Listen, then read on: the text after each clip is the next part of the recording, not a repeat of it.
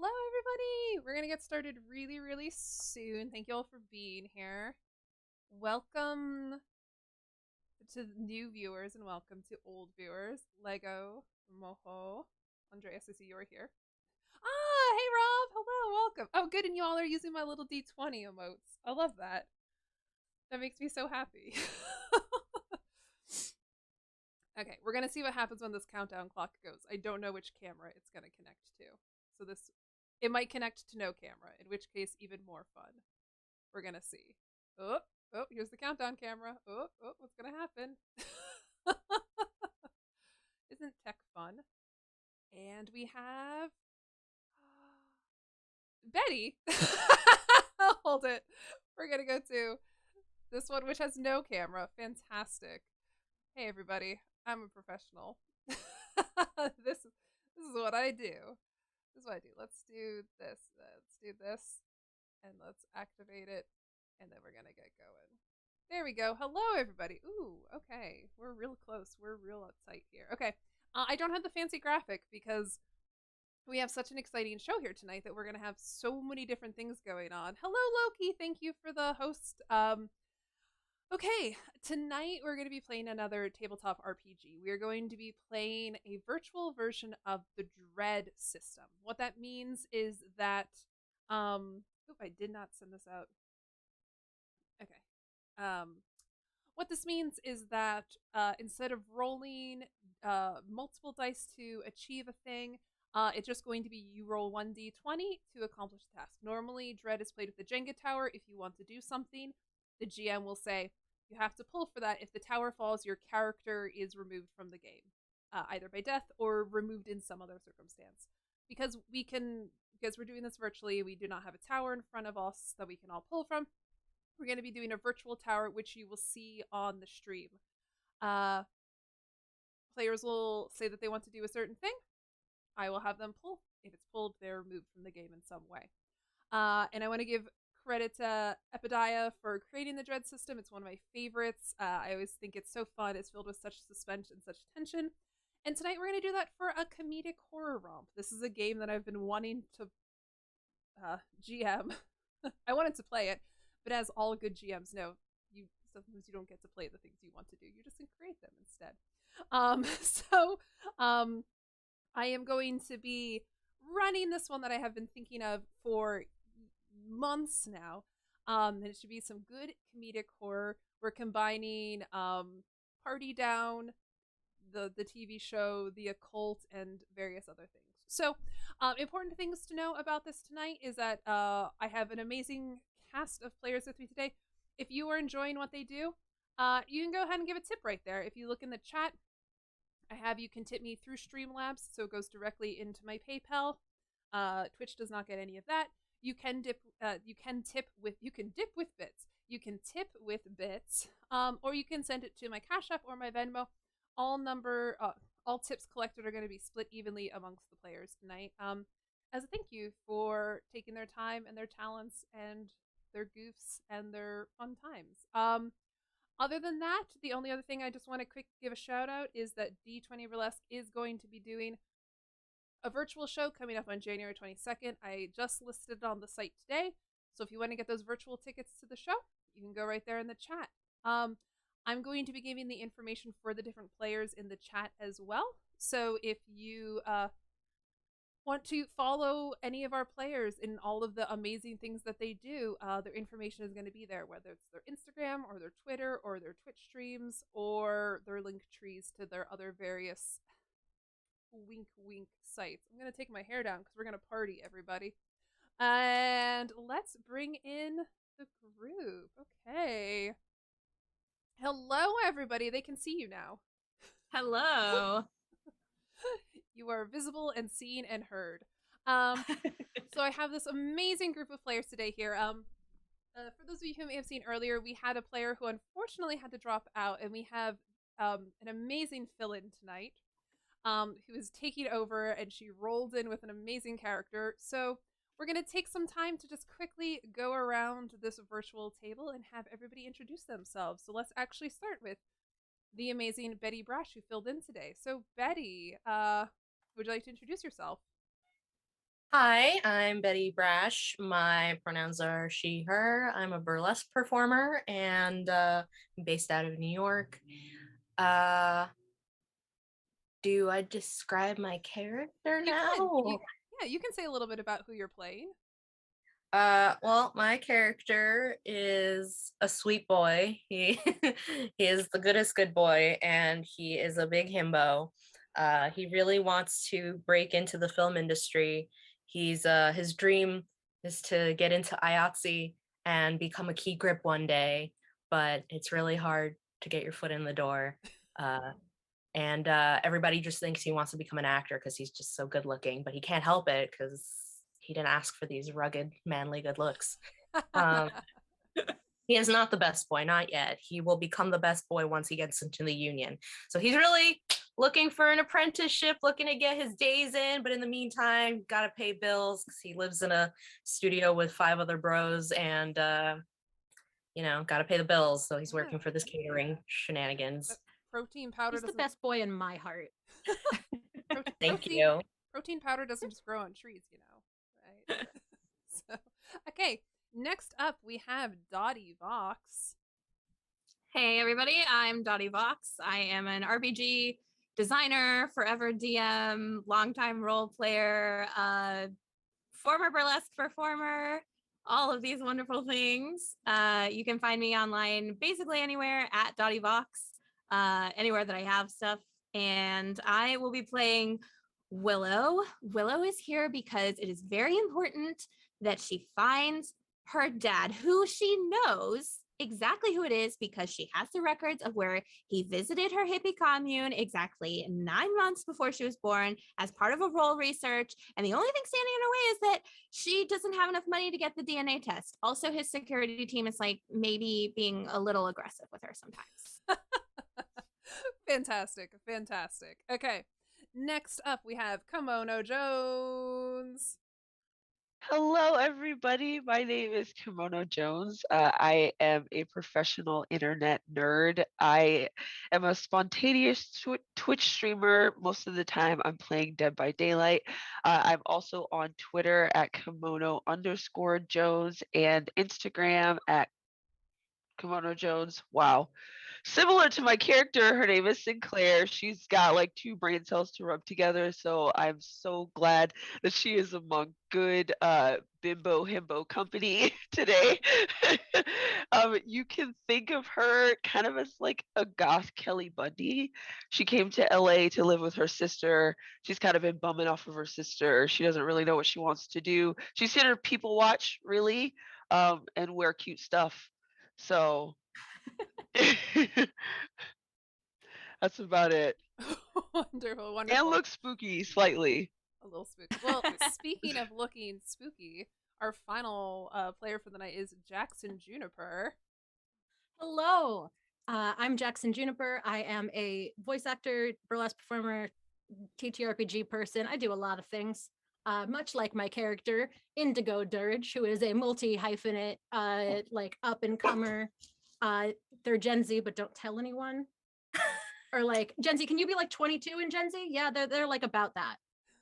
But they were born in the wrong generation, and they should have been in the LA of the 70s and 80s and maybe the 90s, fully obsessed with the goth subculture as it was in those days that they read about, uh, and are had big dreams of finding a community like that. But now there's a bunch of fractured little subcultures, and it's mostly online. So they're trying to turn things into content.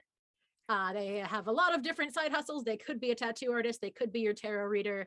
They could be your caterer at your sex party. But whatever strange horrors happen, they will find a way to turn it into content. Fantastic. Okay. That So sounds yes. amazing. Oh gosh. So for those of you watching at home or on Twitch, all of the information there for how you can find our amazing players, their Instagrams, their Twitters, their Twitches, all of that is there. So please do take them. So for those of you who are watching at home, you can also see sometimes the chat is covered with this thing. This right here is going to be serving as our Jenga tower for the evening. As they roll their d20s, I will be marking off when a number has been rolled, but it's not going to be in numerical order. So it's going to be a little bit trickier to know the risk of what numbers they are. Oh, hello, Bretzo. Thank you for the host. Yes, so we have suspense building as the game goes on. I will take this off for now, though. So let us start. So we have our amazing cast of characters here, and all for the various reasons that they have listed here. They are working at the catering company. It's the Easy Forks Catering Company, based out of LA. A catering company known far and wide for being the start. Oh my gosh! Thanks. Sorry, I just want to Bacon announce. Golem donated $100. $20 for everyone. We just got a $100 donation. So. Thank you Oh, so wow. much. So. Thank you. Gang, gang. Yes, thank You you, Bacon Golem. Bacon Golem. The Easy Forks Catering Company, which has a long history of having some starlets, celebrities, rock stars when they first come out there, getting their starts with the Easy Forks, also has a long history of having a lot of people who came out there to do things and did not make it. So, all of you have come to this business because it's a big catering company. They do a lot of things. It's easy to pick up jobs. They're pretty hands off, and they understand sometimes you got to go take a gig, sometimes you got to do this. But last night, all of you got a text from the boss saying, we have a very special party coming up.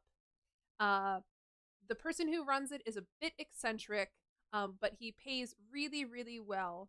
If you are comfortable with a non-disclosure agreement, please respond.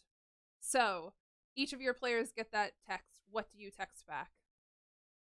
What is a non-disclosure agreement? Oh, I'm definitely gonna be there.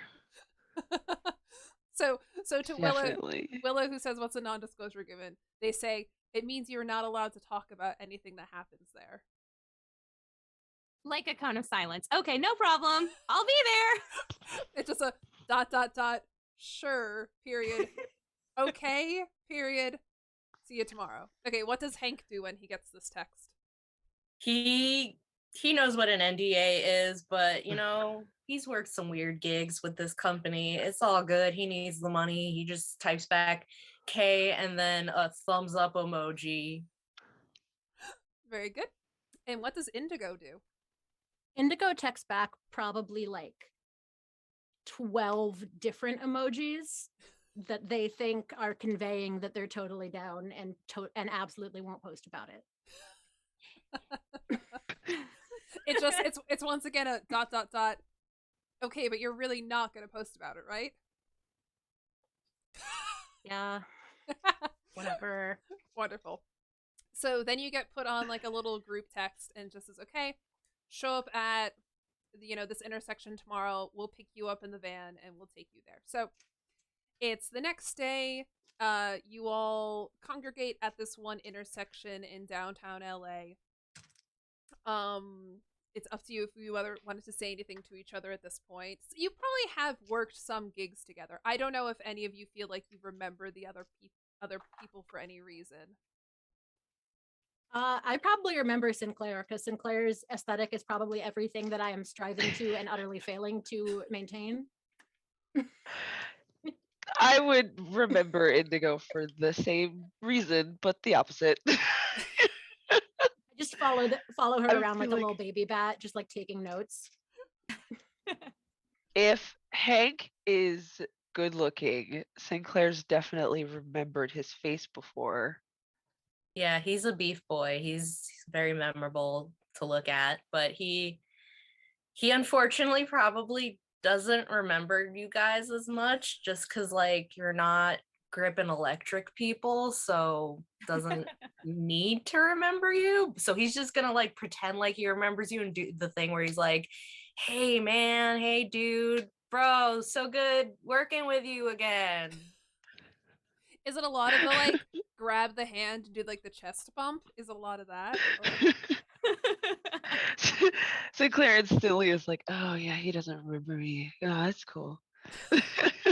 Indigo like would have had a speech about like gender neutral language, but Hank is so genuinely charming that they don't even have the energy for it. They feel in their heart that if they asked to not be called dude, they know that Hank wouldn't. Hank Whether respects you- pronouns and identities. Whether you've worked with Willow or not, she rolls up and is like, "Hey, Hank, Indigo, Sinclair, nice to meet / see you guys again. How's it going? The van is picking us up here, right? Because last time it said it was going to pick us up and then it was a different car and it wasn't a van and I got in the wrong van one time and I learned that's definitely not the way that you want to go about that. But anyway, I'm really glad we get to work together again as they're like putting on their tie over their like a very obviously thrifted, ill-fitting white button-down shirt. Like, Oh yeah, Anya, what's the dress code that we're working with? Oh yeah, what is the dress code? Oh, so you would have been this. Okay, so this is also a fun thing is that I worked for catering for a little bit. So this is also a thing. So it's you have like black tuxedo pants, like a white shirt, and then yeah, like a tie, like a tie. It's like a black bow tie. But it's up to you whether or not you actually want to have a real bow tie or a clip-on bow tie. And I will let you say if your character's customized their work outfit in any way. Okay, good. Because my next question was, if Sinclair shows up in a black shirt, is she gonna get fired? Did Sinclair show up in a black shirt? You can roll if you want to show up in a black shirt. Ooh. No, we won't start it. We won't start it. She holds it up in her closet, and then she remembers the last time when she tried to wear a black shirt and she just decides to wear the white one. She backs out. Okay. So you're all standing there, and then up rolls this van. And normally the Easy Forks Catering Company has this like a white van that has their decal on the side, and it's like, hire us for your party. And then in smaller letters like this, struggling artist, will pay you underneath. But this is a different one. This is just an all black van. So it's a little bit different than what you're used to. The door slides open on the side and you do see your boss, and he's like, okay, everybody, quick come in. So you all gather into the van. He has you sitting in there and he says, okay, thank you all for coming. You four were the first to respond, so I'm having you do this. I wanted to just elaborate a little bit more about what's happening. So we're going to be going, it's a little bit far, it's about an hour and a half out of town here, into a more kind of woodsy area of California. And this host is very eccentric. He has hired us before. So I just wanted to give you all the heads up that you might see some things that are a little out of the norm for some of your other catering jobs. But don't sweat. All I ask is that you just don't stare.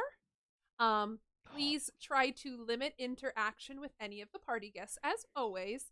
If they talk to you, you can talk back, but please, any kind of like blushes a little bit, and he's like, please do not engage with the guests. And here's the non-disclosure. So just basically and he like hands them all out and gives you pens, and he just says, the host just asks that you not relay any information about what you've seen or who you've seen at this party. And if you do, you will be sued. So just please don't do it. He's a very wealthy man, and I'd like to keep this very lucrative catering deal with him. Oh, Sinclair is so excited. Hank is nervous. He's sweating already a little. Indigo heard about half of it. Don't talk about the lizard people. Got it. Indigo heard about half of it because they're still like removing all of their accessories and jewelry that they know are not dress code but had on that morning. And it's been like 15 minutes and there's still like some of the rings hooked together. Like there's piercings coming out. It's and actually, actually your boss is the boss is gonna look at you and say, you know what, Indigo, actually this is a little bit more of an alternative crowd. You only have to take off you can leave on 10% of your jewelry if you want. Amazing. They have on like a like a cheap Amazon like pentagram harness, but it's backwards. It's just a star. Yeah, it's just a star. Like they got tangled in it. They didn't know how to do it right. Their makeup is from last night. Like, oh, I thought you meant like there's that one famous photo of Taylor Swift wearing a harness, but she's wearing it like backwards because she didn't know how to put on an actual harness. It's a combination of those two energies, I think. Very good. Oh, I should also. But they will still sign the form. They just have a lot of rings to remove first. Very good. Very good. Okay. So with that, the boss is just gonna like get back into the driver's seat and he's gonna start driving out into this thing. So as you're driving, like you said, you leave the city proper, you go up into the mountains. It starts to get a little bit more wooded, it starts to get a little bit more remote, you're not seeing as much light, and it's you know, he picked you up like towards the evening, like late afternoon, evening, so it is already getting dark outside. And do any of you want to do anything on the ride up? I think on the ride up, Willow is just incessantly like asking people questions in a very like well-meaning but borderline annoying kind of way. Like, Indigo, yeah, it's really cool that you get to wear 10% of your jewelry. So like, which 10% are you going to choose? Like, is there a decision process that goes into that? Because I'm really fascinated by all of this jewelry that you wear, because it's so different from like anything that we had back home. And I just think it's really cool. So like, what does this one mean? Like, I'm just like making stuff up. Oh, Indigo will absolutely like go into it and then be like, oh, but the real jewelry is of course my ink, and like start describing their various like stick and poke tattoos that they gave themselves and how that's, you know, the jewelry that you can't take off. And is just like, but also feeling really insecure because they have so many accessories, and Sinclair looks like really effortless and chic in the catering uniform, but still super goth. Like, That's really there's funny. just a big hero worship complex going on. Sinclair's staring out the window, thinking to themselves, like, I should have risked the black shirt. He gets to wear 10% of his fucking jewelry. Like, I haven't even worn like zero. I haven't worn 0% of my jewelry. I should have just risked the black shirt. Hank has his sleeves like rolled up to his forearms because otherwise his mobility is limited because he's just so beefy and he doesn't want his shirt to explode. And he's kind of a little nervous about just how weird this event is going to be. And he's just like in his head, like just sitting, he's like trying to make himself small in the van because he's like a large boy. And he's just like, don't sweat, can't get pit stains, don't sweat. Like he's trying really hard to not just like ruin his one nice white shirt for this job. I love him. I would like to imagine with Hank that they gave him the largest size shirt, but it's still like if he moves his muscles a little bit too much, he's scared it's gonna rip. Yeah, and the pants are very tight. Like his glutes are very much. But which parts are tight, Betty? Which parts of the pants are tight? All the best parts. It's very much like he's scared he's gonna get objectified, except like not really. Like he already is in the van, he just doesn't know. Yeah, like he doesn't know that. He kind of like feels like they're a little bit too tight, but you know, what are you gonna do? He doesn't think that people, like, he thinks if anything that if people are staring at him or like, you know, giving him shit about his tight pants, it's because it's like unprofessional, like those are ill-fitting, not like, ooh, your butt is really on display, like, ooh, what you packing in there? Wonderful. Very like it goes over his head. At some point, like Willow will turn around to Hank and be like, oh my gosh, I'm so sorry. My questions, that was like, oh my gosh, my energy was at like an orange level. And let me just bring it down to like a nice lilac for you, because I can feel that you're getting really stressed out. So like, we'll just maintain like a nice lilac energy. And maybe like if you wanted, we could do some breathing together. Do you want to breathe with me? Do I look stressed? You can sense that I'm... He's like sweating even more. Just the fact that you brought up that he seems stressed is like making him more stressed.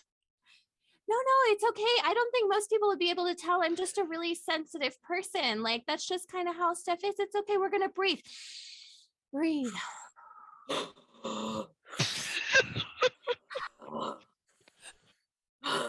Am I doing it right? You're doing great. You're doing great. Okay, now let's add a little vocalization to it.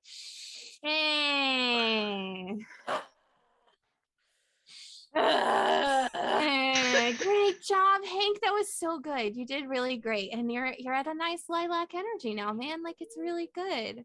You're doing so lilac. Great. Good you're color. So valid, and I respect you. Thank you.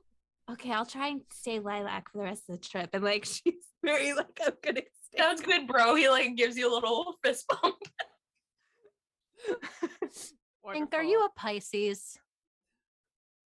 Oh my god, I've never actually thought of what his sign would be. I feel like he's like me. He's probably a Cancer. He's very like soft. Does he know what sign he is? Yeah, he does not know. Maybe I don't know either. Wonderful. So all of this delightful banter is happening, and about like an hour and a half later, you're driving up this very stony path up into the woods, and the car parks, and your boss is like, okay, everybody, let's get out. We're gonna go in there. We're gonna meet with the party host, go over the logistics of the situation, and then we're gonna load everybody. We're gonna load all the food in and start getting around the party. Okay, so you get out of the van, and in front of you, you see this huge wooden-looking mansion. Like it's definitely looks fancy. It definitely looks expensive, but it's also like in the woods.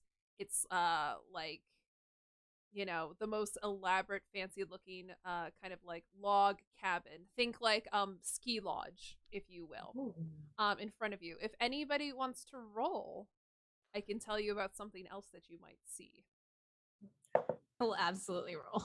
Okay, cool. I rolled a 3. Oh, okay. Oh, so you can tell me in the future, you're gonna tell me your rolls in because remember, it's the number you roll isn't determining your skill. It's if you roll, you succeed in doing the thing. But it's if the number gets rolled 3 times, you get out. So I need to hold. Please tell me about this hunting lodge for rich weirdos. Yay, rich weirdos. Okay, cool. So let me just bring up the tower really fast. Okay, and let's see if that worked. We're gonna put the tower on the screen. Yes, so if you look on your screen here, or I can do it like this so it's a little bit easier to see, the bottom row there is gone. Oh. So one What? piece on the bottom row is gone. And if that, since you said the number out loud, if 2 more people roll 3s, whoever rolls that third 3, their character is going to be pulled out of the game. So that's how this is going to be working here. Okay, so Willow, you are attuned. You can feel the energies of the forest. You can feel the energies of everything around you. And when you look up at this hunting lodge, you can feel something internally is feeling a little off. There's some kind of energy that is getting off of this house. And actually all of you kind of feel, when you walk up and you like cross the threshold, you feel internally a little something strange. There's something that makes you feel a little uneasy, like your arm hair might go up, you might get a little bit of goosebumpy, you might just feel a little strange inside. That happens. But Willow, who is a little bit extra perceptive of these things, notices on the outside of the house, both like carved into some of the wood and in like some stained glass window, there looks to be some kind of like glyphs or runes or something like that. It's nothing of what you're familiar with, but you can kind of get the feel of, you're like, oh, I know what those things are. No wonder this place feels weird. They've got their anchors in all the wrong locations. I wonder if they knew that when they built this. Are you guys okay? Anchors? Like on a ship? But we're in the woods. What? No, like galactic anchors, right? Like when like when you get like tattoos or you carve things so that like you're, like rooted to your spot in the cosmos, and it helps you not let stress molecules enter your body. That Definitely they can do stress that? molecules. That can happen? Yeah, that's why Oh my you have God. that's why I have like my little tattoos, like they're my anchors and they keep the stress molecules out. Oh my Do you God. want an anchor tattoo, Hank? I could just like they have like a sewing needle and a lighter just materializing. Yeah, maybe later. Maybe after this gig is over. That might be a good idea. Oh my God, we could all get matching anchor tattoos. That would be so cute. This would not be the first time that I have given stick and pokes at a catering event. It So would on that be on the that note, second time. the boss is like, okay, we're about to meet Al. So as I said before, just remember, please. Oh, okay, sorry, I'm just checking on my wife is gonna do things. Okay. My wife. My wife, yes. It's just like, okay, Al's coming up here. As I said before, like, you signed your non-disclosures. We're gonna do that. And just remember, be respectful. Do not engage with the people. You can talk to them. You can chat with them. Please do not engage in any of the activities tonight. And and with that, Al comes up. This very smarmy looking man in like a maroon smoking jacket. He's like slicked black hair. He's wearing very tiny little round spectacles, smoking a pipe. Well, he's holding a pipe in his mouth. He's not actually smoking anything in it. But he comes up and he's like, "Hello, pleasure to meet you all. My name is Al." And he extends his hand. Hank goes in to shake his hand because he was taught you gotta shake hand. Firm handshake. How you doing, Al, sir? He goes, "Ow, thank you. I'm I'm doing splendid. Thank you all for coming tonight. I understand that my soirees can sometimes be a bit strange and unusual, but I know your boss here has filled you in on everything. So let's I'm just going to collect your phones now." And he puts out his hand to collect all of your cell phones. Sinclair just looks at his hands like, what? Well, this was part of the non-disclosure agreement. You have to hand me over your cell phones. Willow pulls out like a Metro PCS, like not like a knockoff iPhone. It's not even like a real iPhone. It's like someone put an Apple sticker on the back of it, and it's and it's got like a little like very like silly like case on it. She goes, "Oh, okay, here you go," and just hands it right over. Yeah, I pull out my burner phone that I use when I occasionally sell weed on the side. It's legal in California, but I do it in an unnecessarily shady way anyway. Can I roll and see if I can convince him that that's my only phone, that I don't also have a smartphone? Sure, yes, roll for that. And then in the Zoom chat, just Yep. Sending you that secret message. Okay, cool. Let me see. That is so funny. I'm also like looking at his pipe. I'm like, oh, lit, we can smoke here. I pull out like a giant vape rig. See, I, Jackson, don't actually know anything about weed or vaping, but I'm trying to play someone who does. Beautiful. That's what they say, right? A sick rig.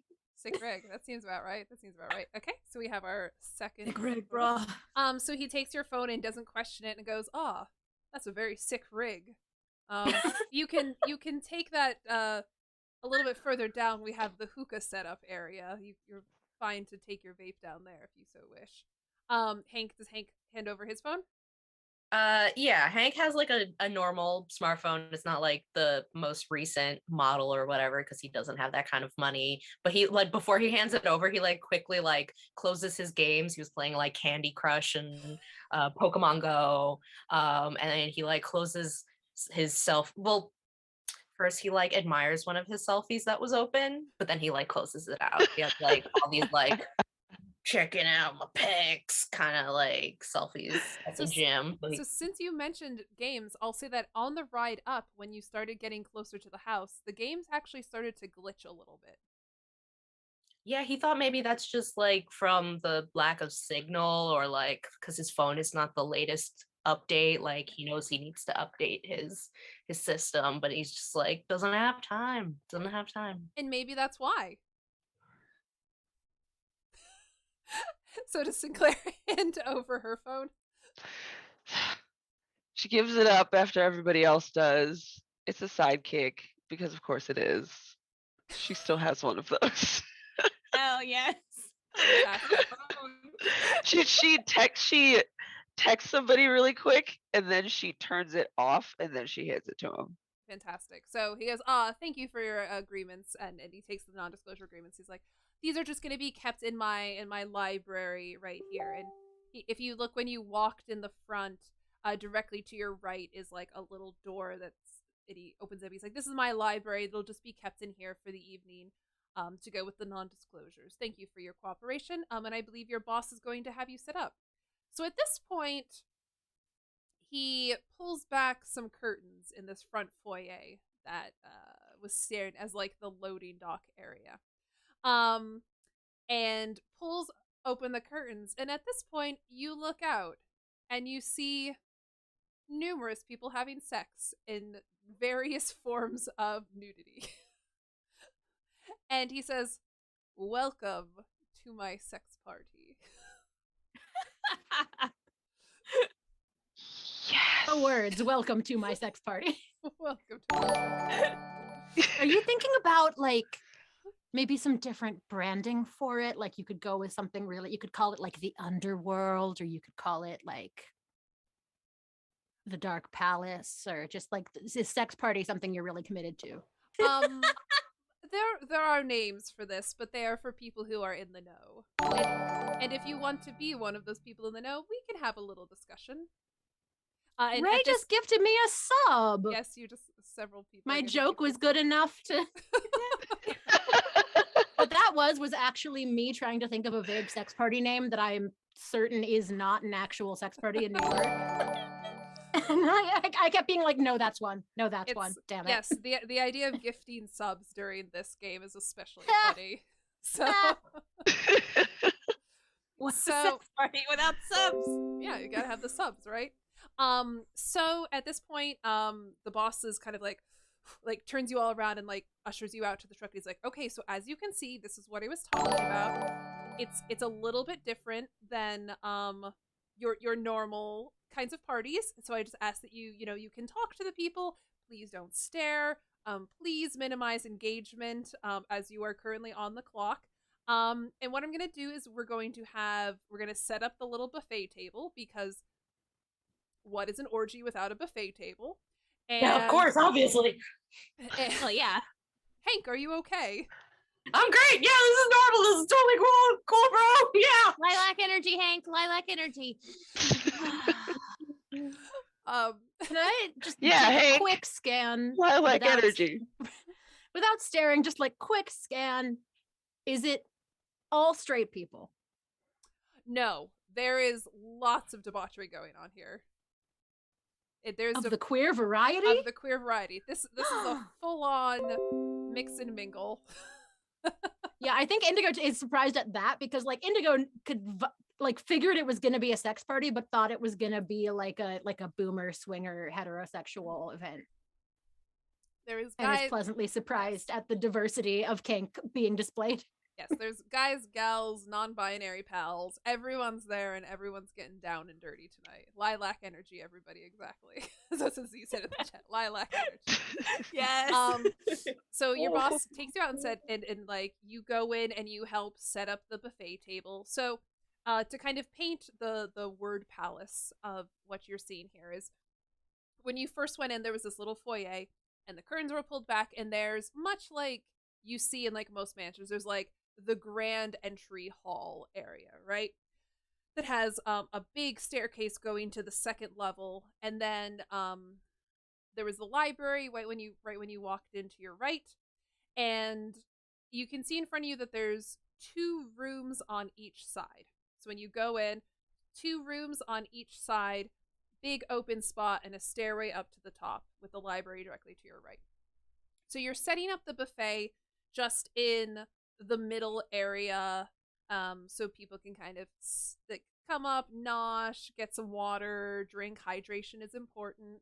You need to replenish those fluids somehow, and so you're setting up some like mini eclairs, you're setting up some calamari, you're setting up, of course, there's an oyster tray.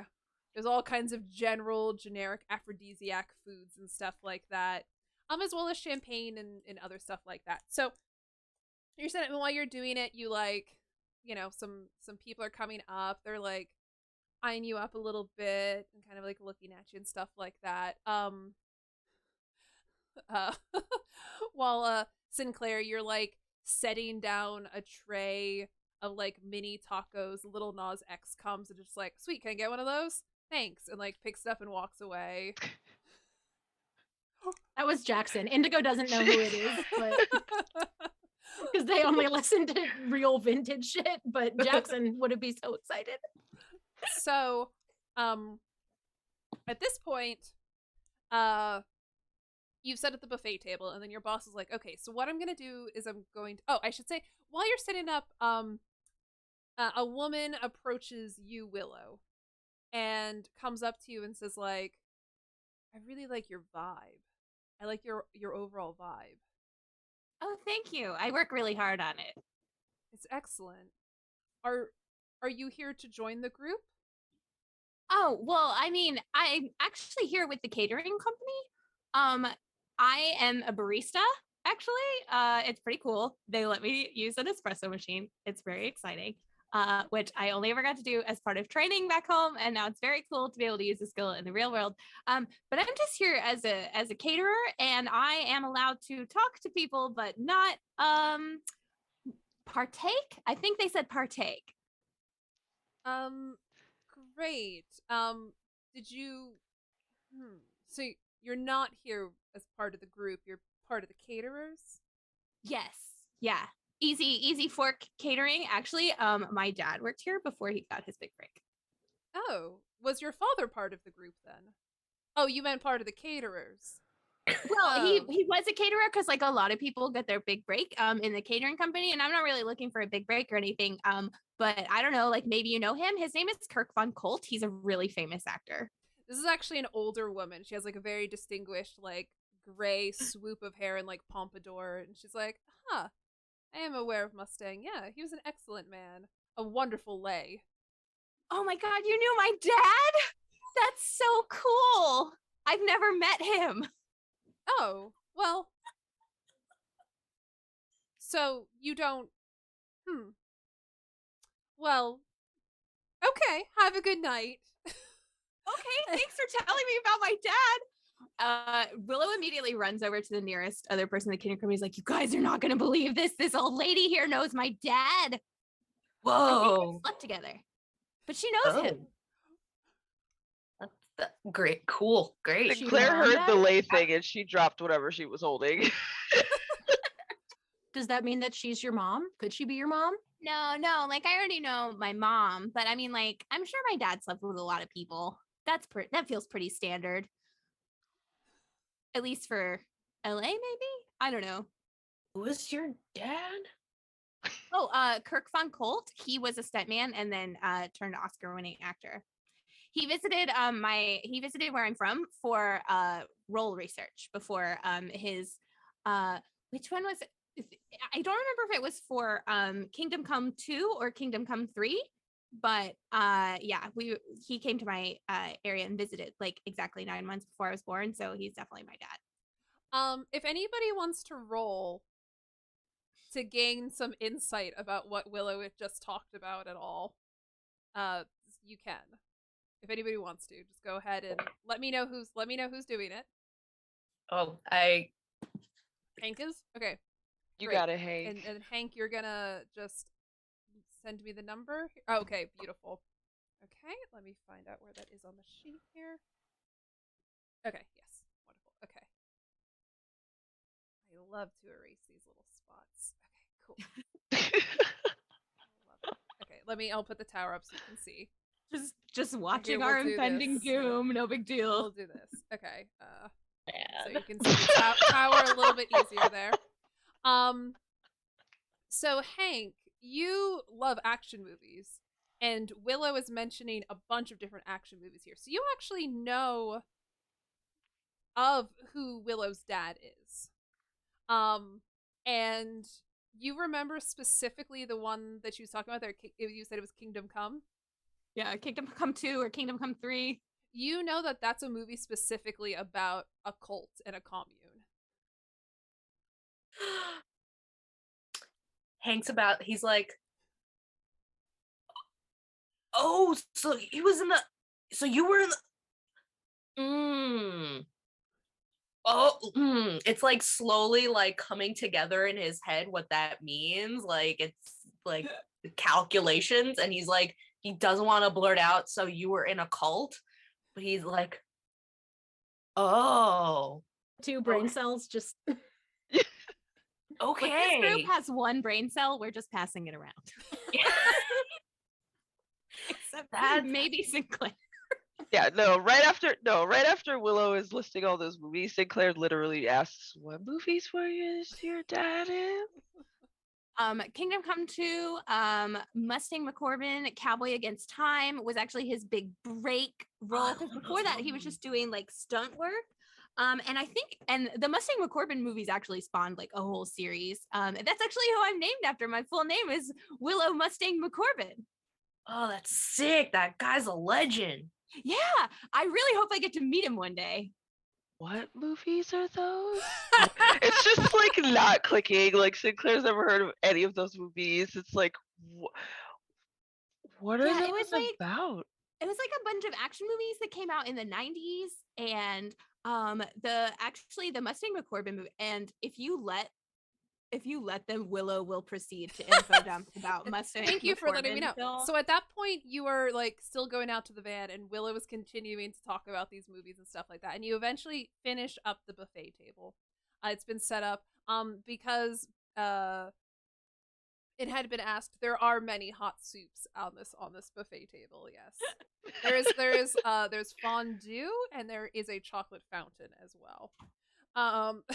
So with that, your boss kind of pulls you out onto like the little porch there and says, okay, so we have the buffet table. I'm going to look over that and restock as necessary. What I'm going to need is I'm going to need actually all of you to take a little tray here of food, and you're going to go into one of the 4 rooms. So I'll decide which room you go into, and you're going to just do your walk around, let people take off the tray, refill as necessary and stuff like that. So he gives you each a tray. I would like each of you to tell me which very cliche caterer food is on your tray. Can I get pigs in a blanket? Yes, you have pigs. Hank has pigs in a blanket. It I doesn't want have the to bacon wrapped shrimp. bacon rack shrimp. Okay. Let me write this down. Okay. I have like whatever the one vegetarian option is that's not good. It's just like it's like puffed wheat, Like and no one is soggy. taking any. Can It's just me at every wedding I'm going to. Like, can I have any of these things? I'll say, can it be cucumber sandwiches? Oh, it's definitely cucumber sandwiches. Cucumber You're right. sandwiches. Okay. So that was okay. Cucumber.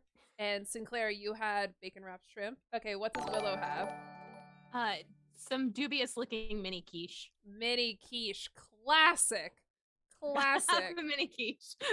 Another possible answer would have been little single-sized servings of gazpacho. Gazpacho shots. Exactly. Indigo was like looking to see if there was any sushi options, because they would have tried to angle to be like one of those like naked sushi platter people. Because that technically wouldn't be engaging. It would still technically be catering. Unfortunately, there was already a naked sushi table when you showed up. Damn it. It was this person was prepared. They already had made all of their own sushi, showed up at the party, laid down, and put it on themselves. Wait, can I can I check if there's anyone rolled up in a carpet? Sure. If you want to roll, I will roll. Do you want there to be someone rolled in the carpet? Jackson does. Okay, Because then I'll just okay. keep making New York jokes. Go ahead and But- roll. And just message me the number. I'm making things so much worse for the horror section by just rolling for the stupidest shit. This is true. Okay, so you're gonna send. Okay, I'm down. fantastic. I want chaos. Okay. Look, it's a buddy, one shot and there's cultists. I'm assuming we're all gonna die. Your dad's fantastic. name is Von Colt, right? Okay. Fun cult. We will, since you did the roll, you can see the tower was first row there. So far we're all just in the first column. This is great, everybody. Okay. So He's right. as you're He's right at the bar. Yeah. As you're standing there and you're being handed the thing, you just hear a little muffled and when you look down, you realize you were standing on top of a rolled up carpet that has a man inside. Cool. I like make a note to go get like my spike heels out of my bag instead of the catering dress shoes. Oh my god. Do you want to go do that? You can. Yeah, I think I will. Okay. You go and you get your spiked heels, you put them on, you come back. When you stand on him, you just hear a very muffled, "Thank you." I pretend I didn't hear him because I'm not engaging. I just needed to refill I'm like trying to brand myself as a mixologist, even though it's just a standard bar. So I'm like trying to invent things, but there's not the ingredients for me to do it. Wonderful. Yes. I do also want to make a blanket statement here to the audience here that none of this is kink shaming. All of this is a celebration of the wonderful different ways that people enjoy getting off. There's no kink shaming with this. And all of our players have given me like their hard reds before this, so there will be safety here, but there will be discussion of different kinks. So, okay. Wonderful. So, with that, sure. Let's start with Indigo, since Indigo had went and got the heels. So you're click clacking around in your heels. And you're given your tray of cucumber sandwiches. And your boss directs you to the bottom right room. So you go in and you go to the bottom right room. And when you open it up, it's a little dim inside. It's a little dark. It's a little hard to kind of see at first because it seems like there's so much stuff like hanging in there. And then you go to like move something out of the way and the person goes, "Oops, sorry." And you realize that you're in a suspension room with multiple people being hung from the ceiling using rope and bondage. Hell yeah. I like think about going to get Hank because I think that he might admire the rigging. Yeah, I think that is a very possible thing. So But no, I'm taking a look around. I'm like looking to see if anyone's doing like straight up hook suspension or if it's just ropes or like there's no hook suspension. It's just people it's just like when you get more further into the room, you see that there's also just other like rope play and shibari stuff going on. But there's definitely when you first enter, there's a bunch of people that are suspended in different things. So you are walking around with your cucumber sandwiches. would you have to like go put it in their mouth because their arms are For some, they probably are like, "Psst, psst, you with the face makeup. Can you just put it in my mouth? My hands are tied. I can't. I try to like check with the dom or the rigger and be like, can they have this? Do you need to, should I be withholding it from them?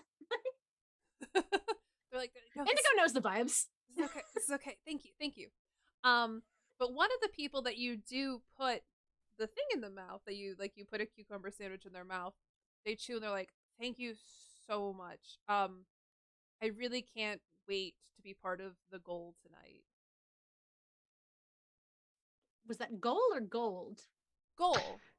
Like we need to reach the certain level for the ceremony to start. Oh, you guys have like a GoFundMe? No. This is we're gonna have once we reach the number, then the ceremony can start, and then we can. I'm sorry, Matt. Like I'm a caterer. I can't donate to your. Like even if I had money, like ethically, I'm working right now. Like I can't. And then one of the other people that's hanging next to this person goes like, "Shh, Cinnamon, you're not supposed to talk to the uninitiated." I'm initiated. I'm totally initiated. Oh, do you want to be initiated? I already am. I was initiated like 10 years ago, man. And kind of looks at you. Well, can you quote the decree?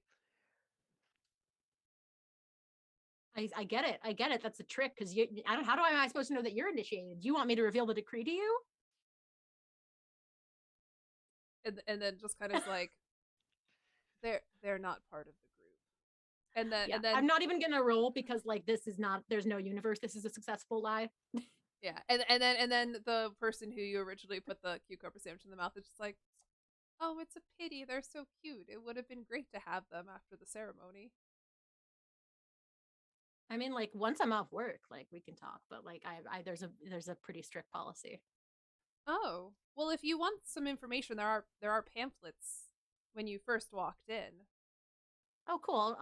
I'll check that out. And then you see as they've eaten a lot of the cucumber sandwiches and you start to leave the room and you just hear this one more voice that says okay, so as you go to leave the room, you do notice a person wearing long robes standing at the door. And they're just kind of looking at you, and they've just been observing as it's going on. And they have like a little clipboard, and they're kind of checking things off. And as you start to leave the room, you do hear one more person that's like, excuse me, can I get one of those cucumber sandwiches? And you go reach up to hand it to this gentleman with a very whited out face and just black stringy hair overhanging his face. And you're trying to not look because he's very obscured, but you could have sworn that might have been Robert Smith. Of the cure? Of the cure. But you have to go out and refill your cucumber sandwiches. Okay, next we're going to go to Sinclair. So Sinclair, you are having your bacon wrapped shrimp, and you the boss gives you your tray and says, "Okay, Sinclair, I need you to go up to the upper right room. Can you please just walk around until the tray is empty, or it's been like half an hour, and then come back and we'll refill you with something else." So Sinclair, you go up to that room. You open the door and you go in, and at first you just see like 5 people standing there, and they're like, "Oh, great! Oh, great! Are these some refreshments?" As Sinclair was walking in the door, she was eating one. So she was like super stoked when he told her to go upstairs because she was like, "Oh, dope! I could just like eat or whatever." So she's like, "Yes." Oh, great! I heard the caterers were going to be coming soon. So, did you just like take that off of them? No, I'm one of them. This is not my bow tie. Oh, I thought. Okay, it's true. I hadn't seen you at any of the meetings, so that makes more sense. Okay, so if I could get some of that, please, thank you. Oh my god, you think I come to the meetings? Wait a minute, what meetings? For the group. And then one of the other ones like elbows and's like, "We're not supposed to talk to the uninitiated." What are you guys doing in here? She just starts looking around. And when you go to look around, you accidentally stumble a little bit on an ottoman that was kind of in the room while you were like looking around. You kind of like stumble against this ottoman and you hear a little grunt, and you look down and the ottoman is actually a man that's curled up as a little ottoman on the floor. And then she looks down and then she looks at them and then she looks back down and she's like, "Cool." Yeah, and so one of them you had handed a little thing to, and they go to, "Oh, we got cheered to 69 bits. Nice." Nice. Unmuting just to say nice for Ottoman. Yes. For the Ottoman. And then the person who you gave the bankruptcy to, they like eat it and they're like, "Oh, thank you." And then they like crumble up the napkin and they put it on this human table that's sitting there. And then they go to sit down in a chair that's a human chair. Person curled up on the thing, and they're like, "So, how do you like catering?" Is the furniture naked? I'm just gonna assume the furniture's naked. Some of them are naked, some of them are in like harnesses or like lingerie. The person who's a table has a tablecloth on top of them. So how do you like catering? Does your couch have a name? You just hear Paul. Hey Paul. If Hey you Paul. if you want to sit on Paul, you can. I don't think I'm allowed to. Oh, fuck, what was that word Willow said? Pertain or something? I don't think I can. Oh, that's a pity. Well, I mean, I'll tell you if you ever want to get in on these in the future. And at this point, one of the women kind of comes up to you and it's just like, I think you'd be great in the group. So, you know, if you want to get a little bit more information, you just let me know. All right. So I should just come back here. Should I like tap on the ottoman or like? Oh, well, I mean, if you're going to be around, we could probably get, and then kind of like looks around. It's like we could probably get her in the ceremony, right? We could probably get there. And they're like, oh, maybe we'll see how she does. And they're like, well, we'll figure it out. We'll figure it out. Hey, cool. Yeah, I would love to like sit on Paul. Paul, is it? Yeah. Was it Paul? Pete? Yeah. Pete. Paul. All right, I'll see you later, Pete. Wait, do they eat all the shrimp? Because if they don't, she's just gonna keep staying. She's just gonna eat and stand there. They took some of them, and one of them like walked over to a lamp and like put it up in the lampshade, and then like came back down, and the food wasn't there anymore because it's a human lamp. And Oh, Sinclair's walking over to the lamp. do Sinclair wants to meet all the furniture. you, Yes. do you want to ask any of the furniture anything? If you do, you just have to roll for it.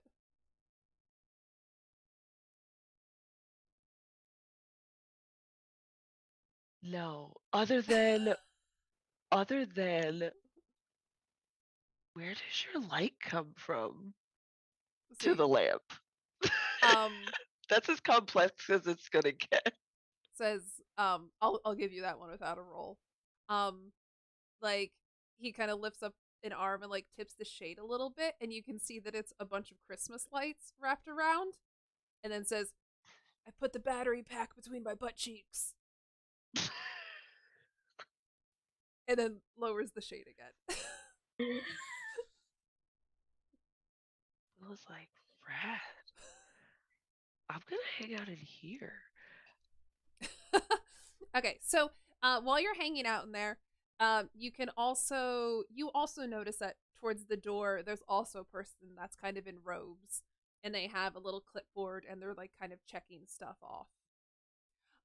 Let's go next to Hank. Oh, I should say that one of the things that while you're looking around there, somebody brings a bacon wrapped shrimp to someone who's sitting on a chaise lounge, a human chaise lounge. And you can swear, Sinclair, that she looks familiar. She's wearing this like very low cut V dress and has this like big bouffant black hair and like long sleeves, and she looks very spooky, but like that one brain cell just isn't there. But you're like, what is it? Is it like, Oh, too bad I don't have 3. is it like Vivian? Is it like Kira? Is it Elvis? I just can't remember what her name is. Is the person lounging on the chaise lounge like a hot butch personal trainer? There is a hot butch personal trainer is the one who brought this spooky old woman her bacon wrapped shrimp. Yes. Oh, someone in the chat said the chaise lounge is just a guy named Chase. It's the Chase lounge. Felt like a festival has great questions, so these are all great follow-up questions for Lamp. Oh. Oh yeah, where you always lamp do people get promoted? Wonderful. Started out as a candlestick, nightlight. Yeah. When they combine, that's when they become the chandelier with the bomb. Oh my god. So That's in the wax playroom. yeah. So you do notice a man standing at the thing and has a little clipboard and he's marking stuff off. Okay. So now let's go to Hank. So Hank, you have your pigs in a blanket, and you and your tight pants are directed to the bottom left door. And when you enter in there is just a bunch of like BDSM equipment. There's like a St. Andrew's cross. There's like stools that people are chained to. There's like lots of spanking and impact play going on. How does Hank react? Well, when he sees the cross, he thinks it's one of those like gym equipments that like you use to like do crunches on. And he's like, "Oh, cool. I know how to use this thing." And he just like blurts it out. This very twinky little man walks up to Hank and is just like, "Oh, you know how to use it, do you?" I didn't mean to say that out loud. Would you like a weenie? Yeah, and he leans over and just picks it off the tray with his mouth. I don't think that's hygienic. And he slurps it up and then licks his lips. Just like, "So, I see you brought some little pigs in a blanket. Do you want to be a little piggy in a blanket?"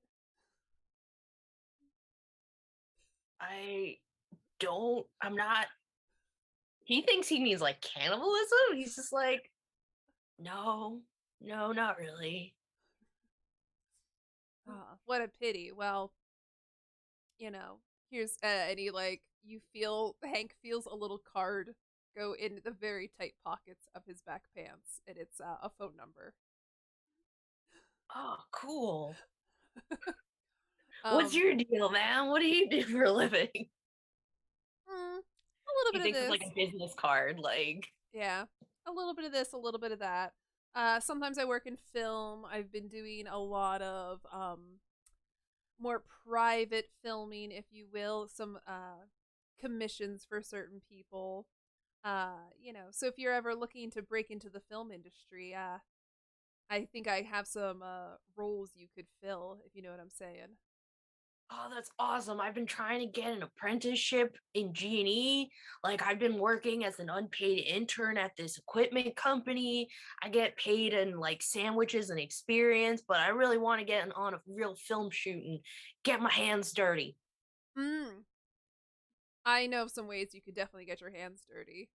And then, and then this other man comes up and kind of like pushes the little twink boy away and like scoots him aside. It's like, "Ricardo, leave the poor man alone. He's just trying to do his job." And they're like, "I'm so sorry. Ricardo can be a bit much, These twink tops, they can sometimes try to overcompensate by being a bit more aggressive and assertive. Nice to meet you. My name is Raphael." Hi, Raphael. I'm Hank.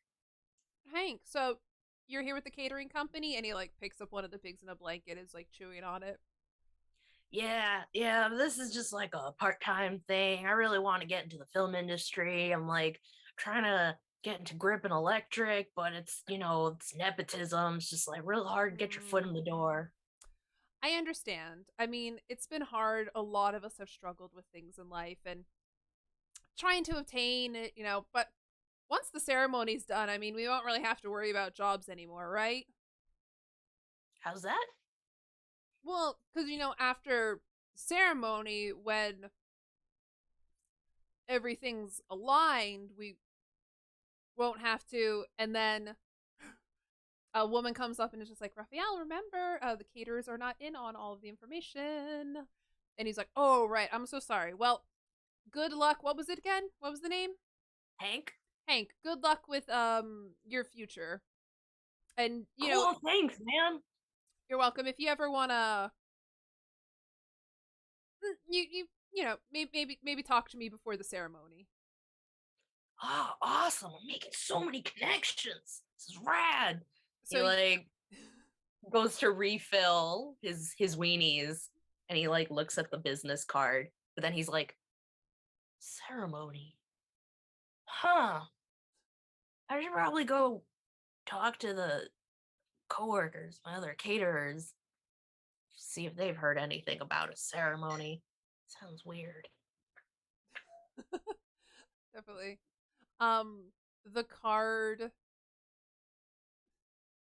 the card is just says Twinks and Kinks, film production, and then it just says Ricardo on the other side.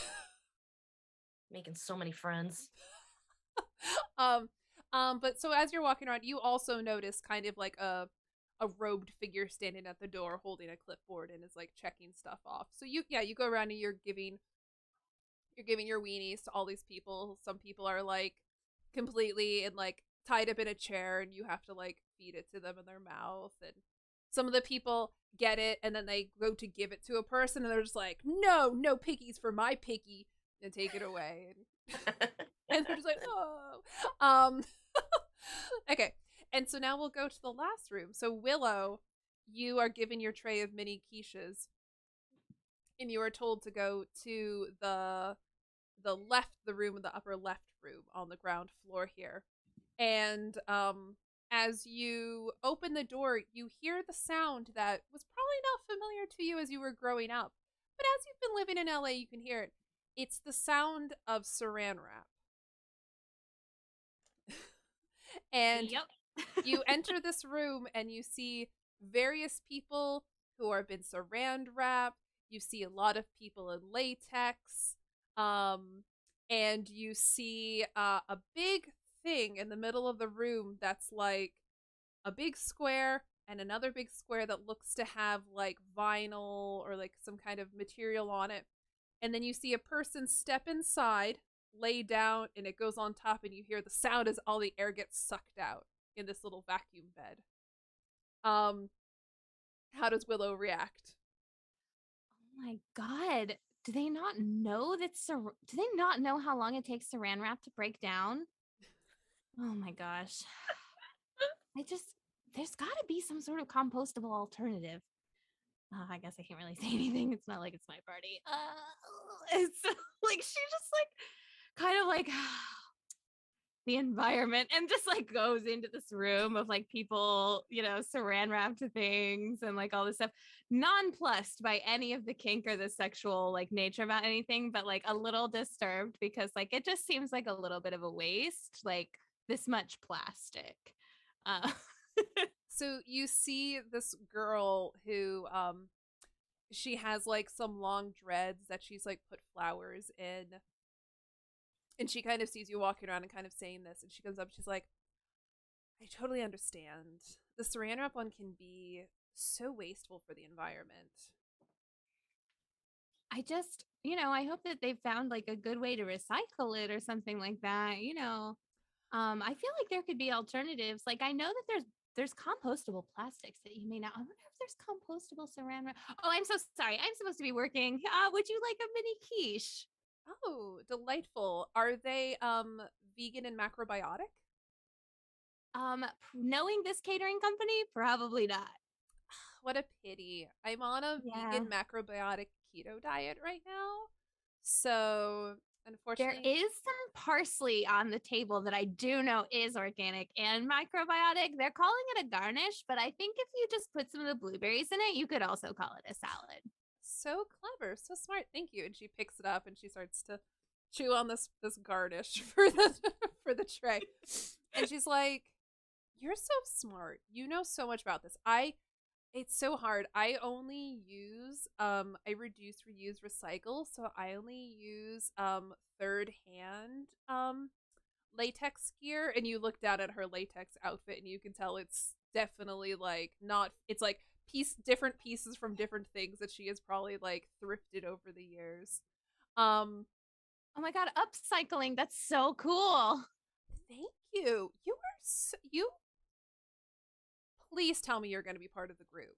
You are so good at this. I mean, everybody keeps asking me to like be part of the group. And I mean, this room does have like a very aubergine energy, which I am very into. But I don't know if it's like a conflict of interest. I had to sign something called an NDA today, which is like that's a new thing for me because like, man, there is so much paperwork out here. Like so much. I never realized how much paperwork was involved in just like existing. But anyway, I know. so like I really wish yeah. they would have digitized it now. Yeah, so I signed that, and I don't know if it's a conflict of interest to be like involved in the party, but I think like when you think about it in like the galactic metaphysical sense, like we're all involved with each other. So, you know, like even if it's like a conflict of interest, like I feel like universally, like we're already together. I mean, yes, but if like you're not part of the ceremony, you don't get to be part of the inner sanctum afterwards. Oh, is that like the what is it called? Like an after party? Um, and she like kind of like is like twirling one of her dreads. She's like, I guess you could call the aftermath an after party of sorts. I guess it's like really kind of like the best after party ever. Oh, well, I mean, like at the after party, then I wouldn't be working. So then obviously I could be part of the group. I like this. I like this vibe. I like this energy. This is going to be really good. So, I'm going to make sure to definitely tell Al about you so we can make sure this works out. Oh, okay, cool. And if you see anyone else who might know my dad, Kirk von Colt, please tell them to maybe like tell me a little bit about him, or if especially if they know the head of his security, like it would be really cool if they could say hi. Okay, anyway, it was really nice to meet you. Oh, that's your dad? Yeah, Kirk von Colt, that's my dad. Oh, wild. He's assisting the ceremony tonight. Wait, what? Yeah. Wait, he's here, like in this building. My dad's in this building. Yeah. Oh, sorry. I thought you would have known. Yeah, he's kind of like Al's second-hand man. He's going to be helping out with the ceremony later. I'm in. Whatever it is, I'm in. If my dad's in, I'm in. What are we doing? Oh, really?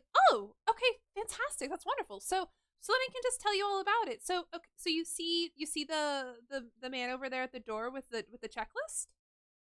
Oh, yeah, the like high priest or whatever with Yeah. the robe. So Okay. he's just tallying the orgasms tonight. And when we okay, yeah, that and explains the aubergine energy. Okay. yeah, it's very fuchsia. That's at least what I'm seeing. Yeah, so once each room has quantified enough sexual energy, then we get to move on to the ceremony where we have the sex magic ceremony, and we can align the magnetic kind of triangles, and with that then we can move on to the enlightened age of the aftermath. Yeah, with like a whole prismatic array. I mean, that's not what we would call it. Wait, what do you know a lot of language was very different than mine. What's your deal? Oh, I mean, okay, so like I am part of a group where actually we have a little ranch out in Colorado. And it's like kind of like a commune, like a big extended family. But you know, like we do welcome new people that come in. And basically, a couple hundred years ago, there was an extraterrestrial ship that landed in this area in Colorado, and so that's when we started our colony. And the people that live there are all blessed, and because we live on the land and the land's energy, like we accept it into our bodies. When they return in 2025, they're actually going to take all of the people who have the right genetic compounds back on the spaceships with them to go out and explore the galaxy. So that's why it's like really important that we learn to like attune ourselves to the cosmic energies. Oh, I'm so sorry to tell you this, Willow, but that's not real. It I mean, sounds like you're maybe part of a cult. That's really It's really weird. I'm so sorry. Well, it wouldn't be a cult because, like, we don't have a leader per se. So I don't know if it really counts as a cult. But our big thing is like we don't hurt anybody, and we don't try to like encourage other people to like we don't do like converting or anything. It's kind of like if one of your friends was like, "Hey, my dad's coming to pick me up in 3 years. Do you need a ride to outer space?" Like that's basically. Yeah, no, I understand what you're saying, but I'm just letting you know that like aliens aren't real. I'm so sorry you were fed this. This isn't right. There's no aliens. No one's gonna come pick you up. What we need to do tonight is we need to harness our sexual magic energy so we can align the magnetic fields on this sacred space. And when we do that, then we release all of the sexual energy into the world to cleanse the world and cause the purity as we align the magnetic fields. That's what's actually happening. I'm so sorry that you were fed this lies about aliens. It's really just about aligning the magnetic fields of the world with our sexual energy and our tantric powers. Well, it could make sense that like both could happen. Cause like, you know, there's gonna be people like left over. Like not everyone is a star child, you know what I mean? So like Yeah. I think that like both, like it could definitely be both. And like Willow does look like slightly uncertain and is like Well, you know what? about it, but it's like yeah. But you know, I do think it's really cool like what you guys are trying to do here, like using like people like to say sex positive, but they don't mean like using your sexual energy to create positivity in the universe like all the time, which led to some confusion on when I got the internet. Let me just totally. No, totally. I agree. It's very confusing because like there is sex positivity and there's sex negativity, but it's really just to align the magnets to make sure that the aftermath can happen. I'm so glad we talked. I'm so glad we talked. Yeah, totally. So it looks like you're out of mini quiches, but yeah, let's keep chatting. Let's keep chatting. So yeah, and if you see my dad, please tell him that I'm here and I would really like to meet him. Okay, yeah, I'll go refill the quiches. It was so great to meet you. So good to meet you too. See you, Willow. So Willow comes out. So at this point, all of you are kind of meeting up in the middle area. And at this point, the boss kind of like you see the boss is walking up and he's holding a little scrap of paper. And he kind of looks at all of you. He's just like, hey, so did any of you all hear anything kind of strange tonight? Oh, about the magnetic alignment? Yeah. I talked to a guy with a battery up his ass. Does that count? No, that's pretty par for the course. No, Willow, what you were saying here, not. I know I said that you could talk to these people, but did any of them try to get you to try to initiate you into a group or anything? Oh, are we not allowed to go to the after party? I just thought they wanted to fuck us. Oh yeah, they told me about that too. Like I thought they were just hitting on us. They like, what do you mean? They were definitely trying to fuck us. I was networking. I got a business card. He like pulls out the winks and teeth. Bless you, precious soul, Hank. Oh my god, I follow them. They do some really like positive and inclusive really like niche fetish content. It's great. Oh, okay. Okay. You do fetish content? Sinclair says that to Hank. That's not what I thought was happening, but okay. What did you think the twinks and kinks were? Like in the electrical cable? Maybe. I just thought I was gonna get an apprenticeship on a real film set.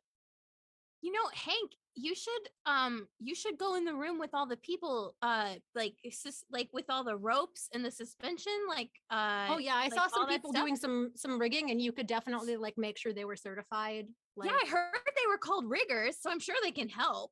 Oh man, I should go get my tool belt. I have it in the backpack. You know, I bet they would love that. But also, what were we talking about? They said there were pamphlets. Maybe we can learn a little bit more about what was going on. Yeah, we're getting a little lost here. So I've worked with Al here for numerous years. We've had a contract with him. Sorry, is there a cat person here? Sorry, Oh, did you hear a cat? I'm working my cat screaming into the RPG. There's like a person in cat ears yelling. Yeah. a very charming curly-haired man, like tan-skinned curly-haired man walks by, and he's wearing cat ears, and he comes and he takes one of the mini quiches and in a charming New Zealand accent says like, "Thanks, darling," and it bites it and walks away. And it's Cool. So whenever you hear my cat scream, it's just that guy. it's Taika Waititi is who it is. So Taika Waititi, canon cat man now in this game. Canon my cat, apparently. And he goes, I love our celebrity Mad Libs. Yeah, and he goes back into the Impact playroom. And he's like, "This pussy's gonna get beat." But he says it in a New Zealand accent, which I'm not going to attempt.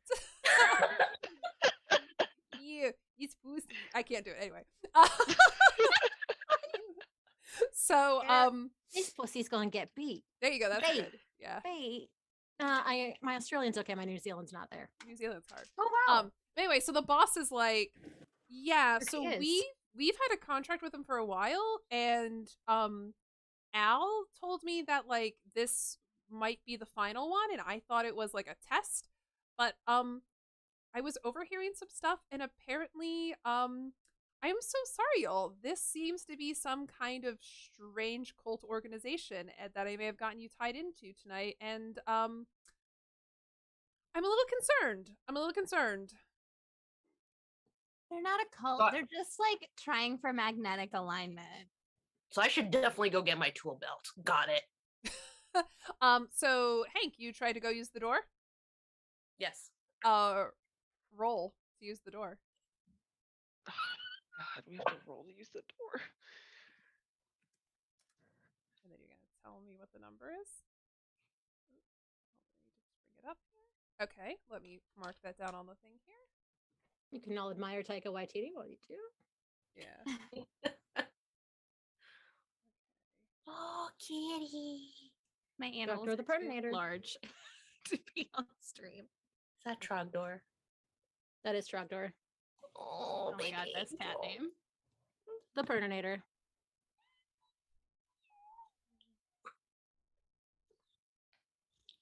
Okay, cool. My dog is hiding in the blanket fort behind me.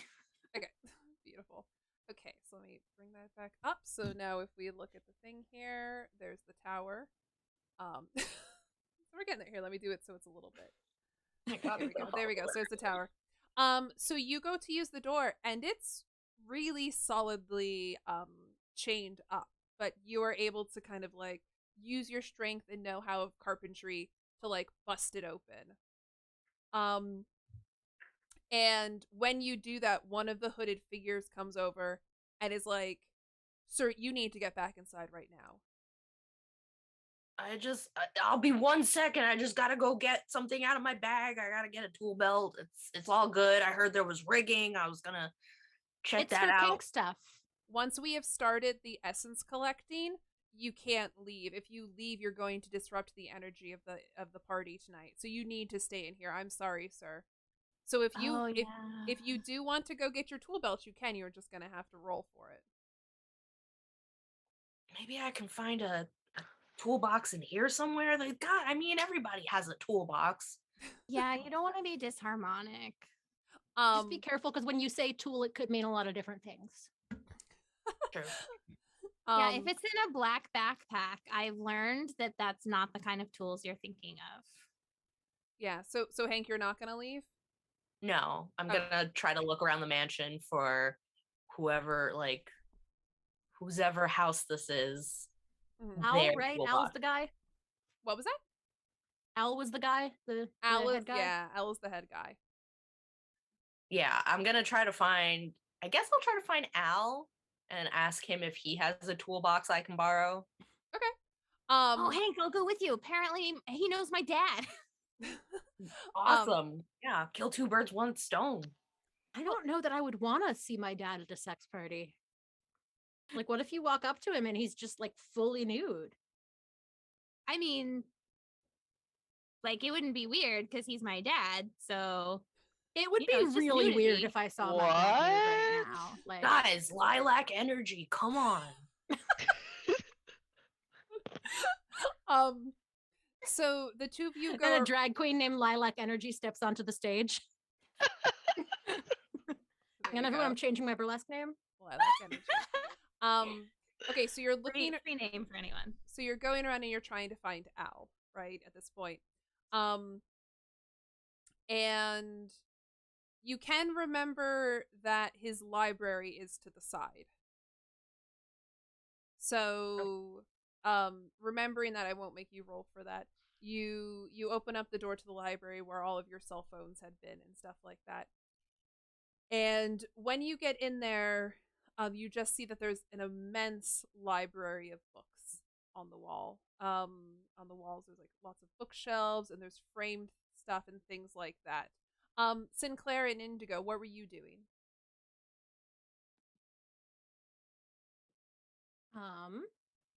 I think I am trying to find one of the pamphlets I was told about that would like provide more details about what this ritual is. Okay, because like it could be a chill, cool ritual that I like could be like aesthetic and nice.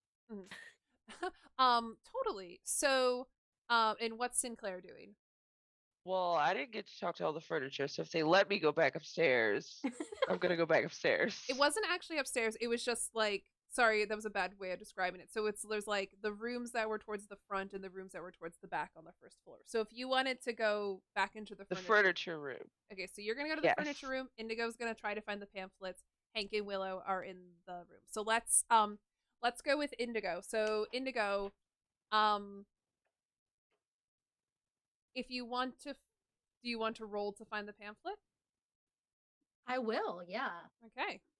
It's time for us to start rolling willy-nilly so we can get this tension going. God. I'm trying to imagine a Jenga tower just like quivering. Okay. Oh, I think I rolled something that I have already rolled before, so it's getting dicey. Oh my God. Dicey. I didn't even mean to. Okay. Let me see. Yes. Okay, cool. That is a second row. That would be like if I pulled the Jenga block and it kind of like wobbled a little bit, but then it. Yes. We are now. So let's go to there, so we can see the tower now a little bit. So you find the pamphlet, and when you read over the pamphlet, you know enough stuff about like your interest in like the Cure and like all of that kind of like goth stuff. You are. I've done some tarot readings at some vague parties that like were probably cults, but I didn't ask a lot of questions. Yeah, so you're aware kind of some of this like occult stuff. And what you see is it basically is saying like, come join like the Amoris, I'm trying to think of what the name was. I had written it down, forgot it. Like the Amoris Alliance for Sexual Healing. And when you read through it, it is basically just like a group that says like the powers of sex magic can cleanse the earth and realign the magnetic fields to bring Sick, in. man, I love the magnetic fields. Yes, that voice is so soothing. To bring about the aftermath where we can live in a utopian society. I'll also let you know that you research stuff. You know a lot of stuff. And you're hearing about what they're talking about, and you could recognize that when you walked into the house and you felt a little bit uneasiness, it's probably because this is one of those weird places where the magnetic fields are kind of off in that's why it's like out in the middle of nowhere, and it's like this weird spot that's been put together with like strange feelings that like yeah, we're on a ley line. Yeah, exactly. So you see that. So there's a lot of talk about like come join and like unleash your sexual energies to bring about a utopian society in the aftermath. Okay, so now we will go to Willow and Hank, who went into the book room. You would one of you like to roll to find? So what is you were looking for a toolkit? Well, I was looking for Al so I could Al. ask him where he keeps his toolbox. Okay. So if you want to roll, Owl can be in this room. All right, I will roll.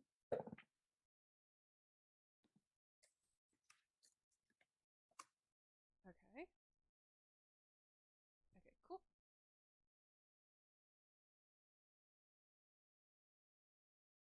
Okay. So, you go in there and Alice sitting at his desk. And he's like, "Oh, hello. Caterers. I don't need anything in this room. I'm good. I'm just preparing for an upcoming event here." Cool. Yeah. Dope. Mr. Al, I was actually wondering if you happen to have a toolbox, because like they wouldn't let me go out the front door to go get mine out of my bag. And I just think it's real important to have your tools at the ready, just in case. Might need a wrench. Oh, uh, I, yeah, I could probably find you a toolkit. Um, let me go look for that. Hold on a second. And he Thanks so much. he gets up and leaves to go look for it. And he's like, "But definitely don't leave the property." No, it's cool. I'm on the job. I'll stay tight. Great, thank you. So he gets up to leave, and when you're in this room now, you kind of look around, and you notice that all of the books in this library are all books about the occult, Satanism, cults, communes, ancient deities, and a bunch of stuff about like sex magic and things like that. And then you see there's one over top of his desk. There's this one framed sheet of paper. If you'd like to know what's on that, you can roll. Oh, I'll absolutely roll for that.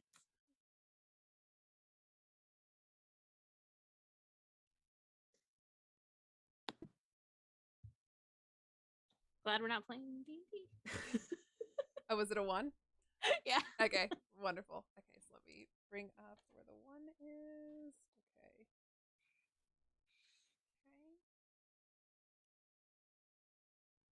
Okay, you're still good then. Okay. So you go up to look at this framed thing and you see it's like a handwritten note. And it says, "My dearest Tabitha, although I will be ascending soon and will not be here for the birth of our child, I do feel that our sexual energies have worked together to create who will become a prophet, and their child, if following the same ceremonies, will only be the chosen one that can bring us into the new age. Please raise our child in the teachings we have practiced here, and we can bring about the sexual utopia and cleanse the earth and align the magnets. Signed, your love, Alistair Crowley." Oh man, doesn't that just hit home? That's. I mean, Hey, I don't want to did be you see mushy, this? but They've I got won't be signed mushy, but Aleister that's Crowley. hella romantic. Yeah. Oh, okay. I see what's going on here now. All right.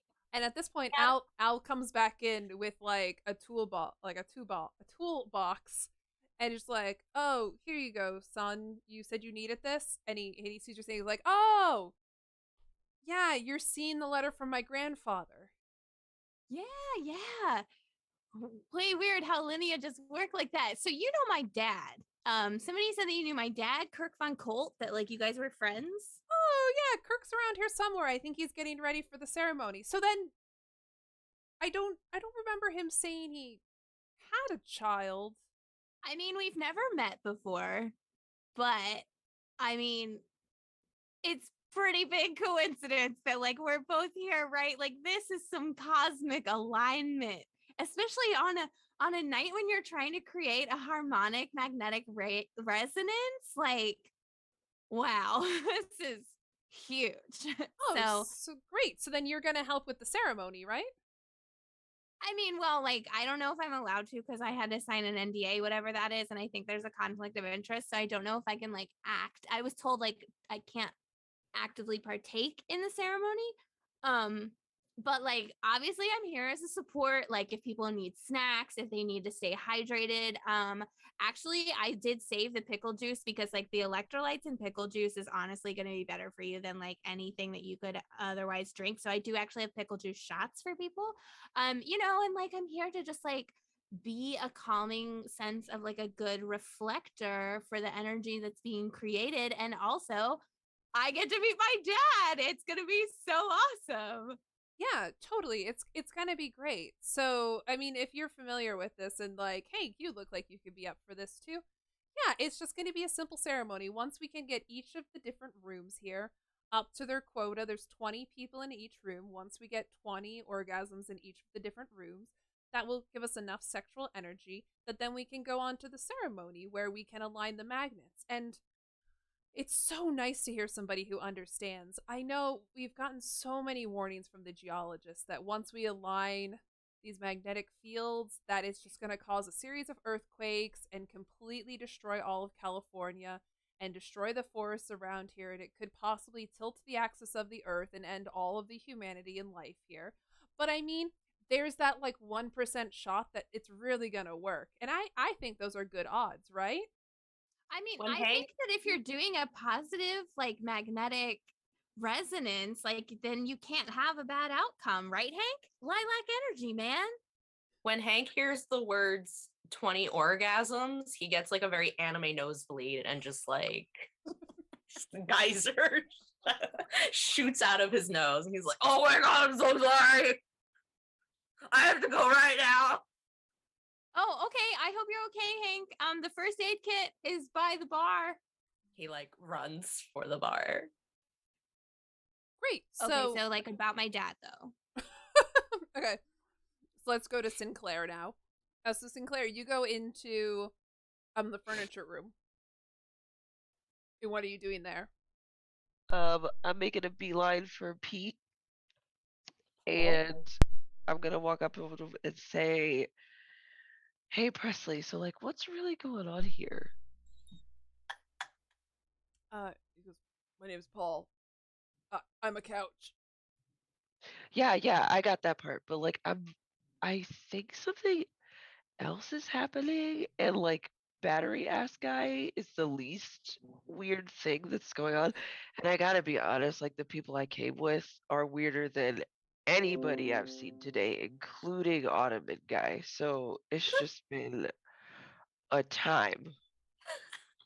And then Paul kind of looks at you and he's like, honestly, I'm a bit scared. Why are you scared? Are they gonna pulse you or something? No. And he kind of like looks up at the woman who's standing next to him and he's like, uh, he goes, yellow. And she goes, okay, Paul, you can get out of it. And he kind of like stands up and like takes off the little doilies that had been on his arms as the couch. And he's like, Oh, Sinclair takes one oh, here you for go. no reason. And so he walks over, he's like, okay, here's the deal. Here's the deal. I got involved with this group because like they run some of the best kink parties in the area. And I was down to clown, and I was Yeah, I saw a clown. I saw a clown. oh yeah, they kind of put them in a different room because sometimes people get a little scared by them.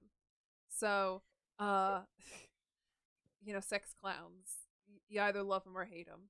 So, um, he's like, but here's the deal. Like, I didn't realize this was part of some scary organization, and like, in like my real life, I work for UCLA, and like, what these people are gonna try to do here tonight.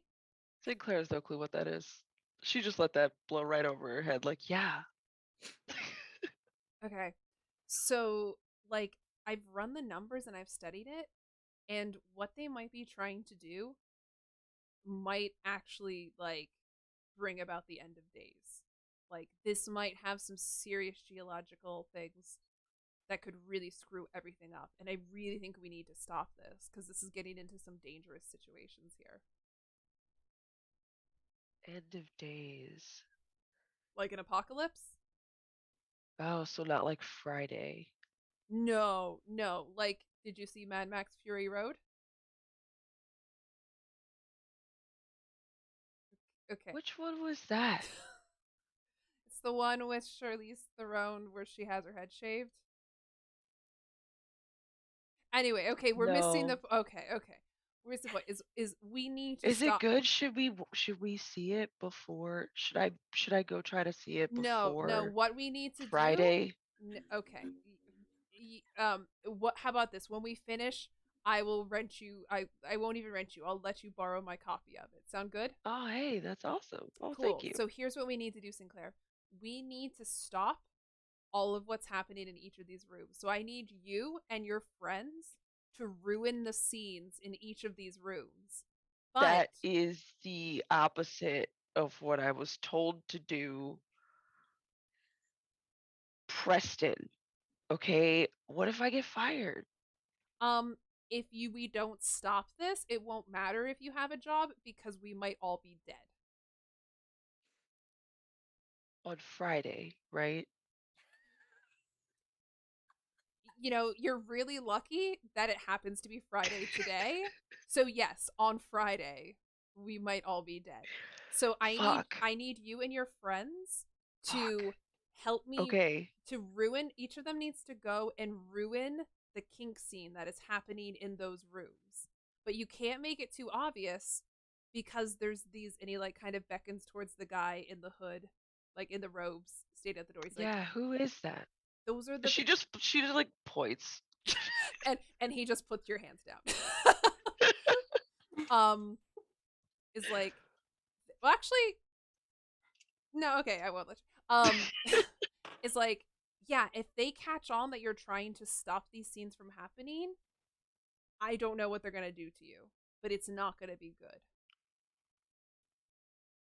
So I can help Okay. you ruin some of the scenes in this room if you want, but can you go tell your other friends that they need to ruin the scenes that are happening in their different rooms? Okay. Yes, I could do that. She can't do that, but she said it with confidence. Can I roll to like temporarily send Sinclair the brain cell that we collectively share? Yeah.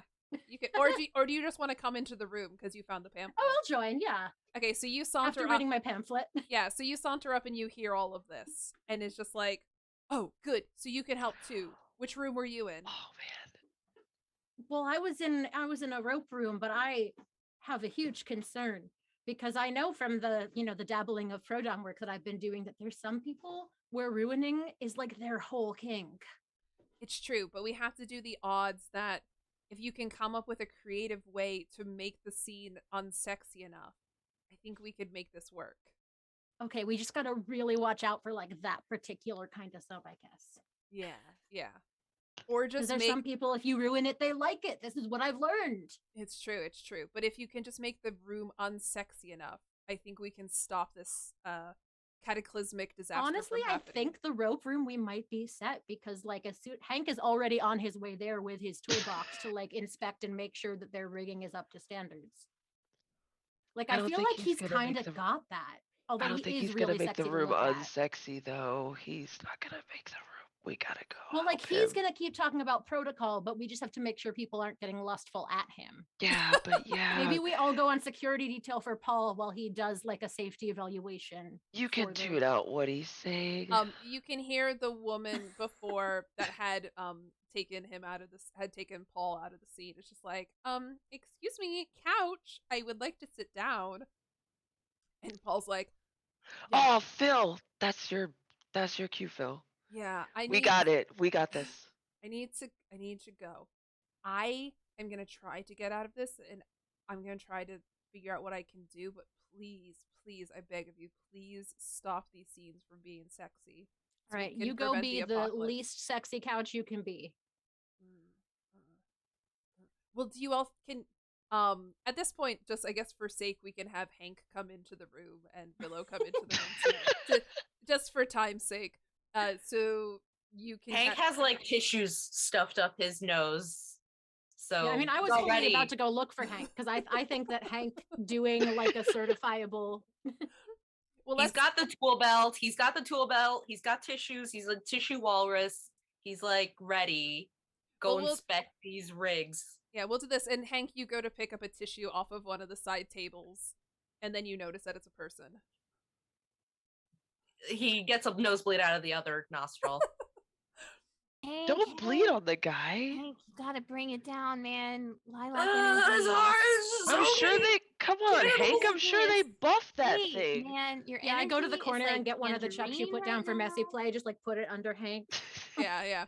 So as both of you come in, then Paul is like, please, we need to ruin all of these rooms. We need to make them incredibly unsexy so they don't reach the amount of orgasms. I have to go, but you can start with this room and go from there. And then he gets called back to being a couch. So the Okay, room that so- we're currently in is the furniture Human room. furniture. Yeah. How do we make see it's tough because that's not my kink. So like furniture already isn't that sexy to me. Like maybe we can like start talking about the wood grain. I don't know. Hank, Yeah, you do I any feel like woodworking? Hank's like inspecting some of the furniture and like criticizing the structure. He's like, yeah, this is not gonna be stable. Like, what kind of love seat is this? You can't fit two people, you can barely fit one. He like sits on it and like does that, and And when he does that, the person is just like, "Oh, I have a bad back," and so they. Then why are you doing this scene? You Seems like a not sometimes your bodies just don't cooperate with what your brain wants. I mean, yeah, I relate heavily, but Okay, so we're trying to stop the harmonic magnetic, like trying to like kind of stage whisper this to the others, like, so we're trying to like stop the magnetic harmonic resonance. I don't know what honestly any of could those go words mean. either way because they were talking about the end of days coming, and that did sound really rad. Oh, And man, it's thought Friday, they so I were feel like it's talking about- today.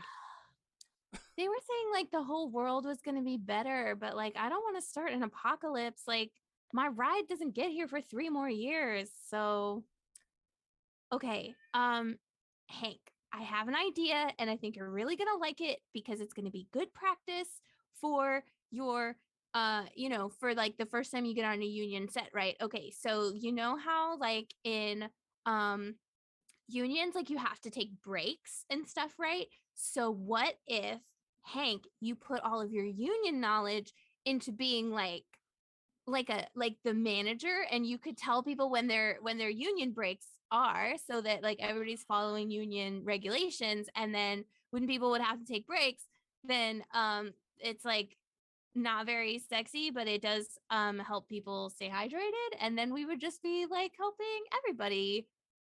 Yeah. Like how long? He like turns to the guy that he was sitting on and he's like, how long have you guys been up to this? How long have you been in this room? It's actually getting really intense. I think we probably actually could all use a break. Yeah, all right guys, come on, let's take a hot 15. Let's go check out craft services. Okay, so Gotta clean up in here anyway. to convince them to all stop being furniture, I need somebody to make a roll. I'll do it since I was the Gotta one be Hank. yelling.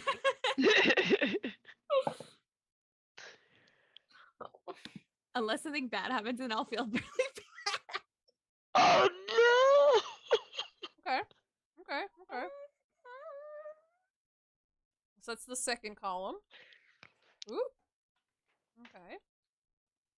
I'd like to help by materializing like a giant tome that I'm pretending is an IKEA manual to assemble their replacement furniture. Okay. And try to get all of the doms who now don't have furniture, like, okay, if you just help me build this, then you can have like a Very I'm like good. reading out the names of a bunch of Swedish parts. Yeah. Cord. And they are totally between the like talking about like the unionizing of this furniture and the discussion of IKEA furniture, which they're all just like, the design is very beautiful, but the quality, it's all just it's all like plywood. It's really not good quality stuff. And like when you try to put the pegs in, it always splinters, and they are just completely turned off by this. And so a bunch The of wrong kind of pegs. yeah, exactly. I'm here to get a different kind of pegs, not those really cheap wooden pegs. And they're like, ugh, you know, a bunch of them were like, this doesn't feel sexy anymore. This isn't stick the flirgelern in the burner world. And they're just like, yeah, this is really killing the vibe. And they're like, I'm gonna go out to the buffet. And a bunch of them get up, and you succeed. You unsexified the human furniture room. Congrats. With It's a shame unions and because like IKEA unions furniture. do make me horny. Yeah, I was gonna say Like, I unions would are be pretty so sexy down. things. I'm hot Anya, for I've unions, spoken to you so, at you length know. about my plan for like an elaborate scene of subs unionizing. Yes, yes. Hot. So, with that, we are going to just take a quick. I want to give people a little bit of a break here. We're going to just take a quick 5-minute break. You succeeded in desexifying room number 1. 3 more to go. So I'm going to turn off your audio, and we're going to go to a 5-minute break. Ask me about my union, brats against bedtime. Okay.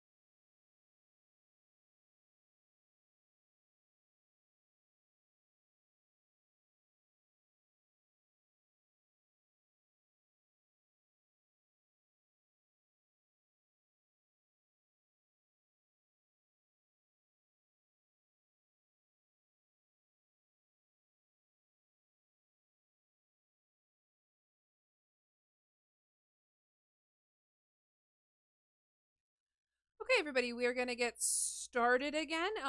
Just as a reminder, I put all of the information on where you can find our amazing players, their Instagrams, their link trees, their websites, their Twitches.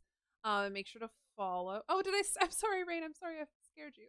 I know. I need to get some music here, so it's not as scary. But we're gonna come back to the game. So let me bring back our players here, and then we're gonna come back to this one here. Here we go. Welcome back to us indeed, and thank you to all those who gave tips. Just as a reminder, everybody, any tips that are given tonight get split amongst all of the players as a thank you for their goofs and their laughs and their jokes and their entertainment. So And their lilac energy. Their lilac energy. No aubergine energy in here, everybody. We're going lilac. What energy do we need to? We need to make it like a gray energy for it to be unsexy. Ooh, maybe that's a thing. What's Willow? like a real unsexy energy? Like puce. Puce? Yeah. Puce. Some puce energy. Good Well, maybe one. that's a thing Willow will do. Okay, so, okay, cool. So, just a quick recap for those of you who may be joining. Oh, Rain, thank you for the $50 Rayin donation. Shine donated $50. Thank you, Rain. Oh, Thank wow, you for a thank super fun night all. Thank you. This is a quick recap. We have our 4 people here. We have Hank, the himbo that just really wants to get into working behind the scenes of TV and movies. We have Indigo, who is a dilettante of all sorts and a master of none. Who has all side hustle, no main hustle. And wishes that they were living in the 90s goth culture. Well, they are, but they're just they were like a child of the 90s. They were born in the year were- 2000, but they were- they love talking about the 90s like they remember them. We have Sinclair, who I don't think we necessarily went into this part of it, but like grew up in a small town and came to LA and is living with her sister, but doesn't have a job, doesn't really know what to do, and so started working in this catering company because the sister said you have to have a job. She is gorgeous, she is goth, she is pretty, she's don't got much brain cells going on. And Maybe 2. maybe 2. And we have Willow, who grew up on a commune. Hashtag cult, not a cult. Totally not. And is here. It's like a big family. It's a big family. We all share of our resources. And once the aliens come, it's going to be great. Believes an alien is going to come retrieve them in 3 years.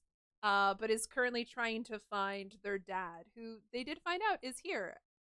Because they are currently catering a sex cult party that they were not aware was a sex cult party, and they need to stop the sexual energy from happening in the assorted kink rooms to prevent the aftermath ceremony that could possibly tilt the Earth's axis with its magnetic powers and bring all of humanity to its end. So they just ruined the human furniture room by bringing up IKEA and talking about mandatory breaks for furniture who's doing too much work. And the people were like, this has totally killed the mood, and they got up and left. And some of the furniture was like, yeah, we're gonna unionize now. So which room do you want to go into next? We had the vacuum and saran wrap room, we had the impact play room, or we had the suspension room. I think I really want to check out the suspension room. That was like what made me want to get my toolkit. I just want to see Hank in the room with all the riggers. Fantastic, yeah. So you go to the next door room, and you enter in there, and the only person who had been in there before is Indigo, who went in and saw all these people suspended, and talked to a few people and handed out their cucumber sandwiches. But now you know what's actually going in. So you go in and you pass by the guard at the front, who's trying to make sure all of the orgasms happen to create the sex magic to bring about the aftermath. And so what are you gonna do to make this room unsexy? I feel like first of all, I need to turn on the lights because I can't see how thorough how secure this rigging is. If it's dimly lit, I'm guessing there's no windows. It's like fog machine, like none of that. Yeah, I think I'm gonna it was try a to lot of Fluorescent lights. while to make this easier for Hank, I think I'm also gonna try and talk to the like robed guy and like distract him while Hank, goes around and makes sure everything's super safe. Yeah, so Is Hank, there had been a lot of candles, and there's a lot of suspension, so there's a lot of flowy fabrics and ropes, which are just basically really big wicks if you think about It's it. all fire hazards. This is ridiculous. Do we have a fire extinguisher handy? Ooh, so are you gonna turn on the lights to see if there's a fire extinguisher? Yeah, when you turn it on, it is fluorescent lighting. It's very harsh, and everybody suddenly feels very self-conscious of their sexy selves in fluorescent lighting because it's Nobody not looks good in fluorescent lights. exactly nobody looks good in Whoa. fluorescent lighting. For anybody who's worked a convention burlesque gig, fluorescent lighting does not do any good for anybody. Wow, yeah, I was just thinking today about how much I miss cons, and then now you've reminded me why I don't actually. So I turn on the lights. Do I see a fire extinguisher? You do find a fire extinguisher, yes. All right, I'm gonna use that bad boy to turn off all the candles. Just go to town on the candles with the fire extinguisher. Okay. So if you want to roll for that, Yeah. okay. We got 2 columns that are like Listen, one to if, go, if right? this is how I die, if this is how I go, it'll be for the sake of Well, safety. you could not die. You could like suddenly realize you have a rope kink and like just join the orgasm pile. We'll see.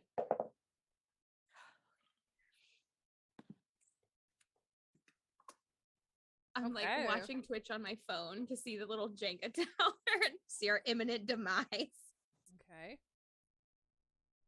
So that was okay. You're still safe. You were one off Yeah. from death. Thank God, Still safe. Lord. Okay. So you turn on the fluorescent lights and people are like, "Ah, no. Ah, self-conscious." And then you go around and you're really loudly being like, "This is a fire hazard. What are y'all doing?" Right? Like you find the fire extinguisher and you start to blow it to put out some of the candles, and it's between the fluorescent lights and the loudness and the fumes of a fire extinguisher. A bunch of people are like, "Ah, damn it, this isn't fun anymore," and they get up and leave. It's okay, everyone. Nudity is the natural state of everything. There's nothing to be ashamed of. I'm like picking up the like All bodies are the- beautiful bodies. I'm picking up the coils of rope and like recoiling them wrong, which is the way to make a rope top really upset. Oh no, Beautiful. I can't see it. Yeah, I'm coiling the like nice oiled rope like it's cable. Not okay. Yeah, and some of the fire extinguisher got on the really nice like cotton oiled ropes and just can't use them anymore. Y'all Okay. can celebrate your naked bodies away from the fire hazards.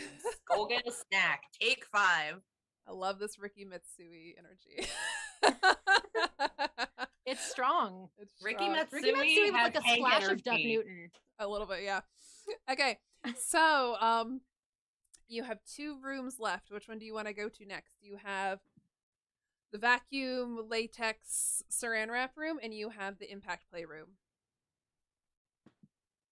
All right, what are our game plans here? I don't know that we can, for a third time, pull out like work conditions and breaks. And Okay, but do you know what's really unsexy? Like how long it takes saran wrap to break down in a landfill and like how much of it is being used in here. Yeah, that's And great. Let's so- go with that.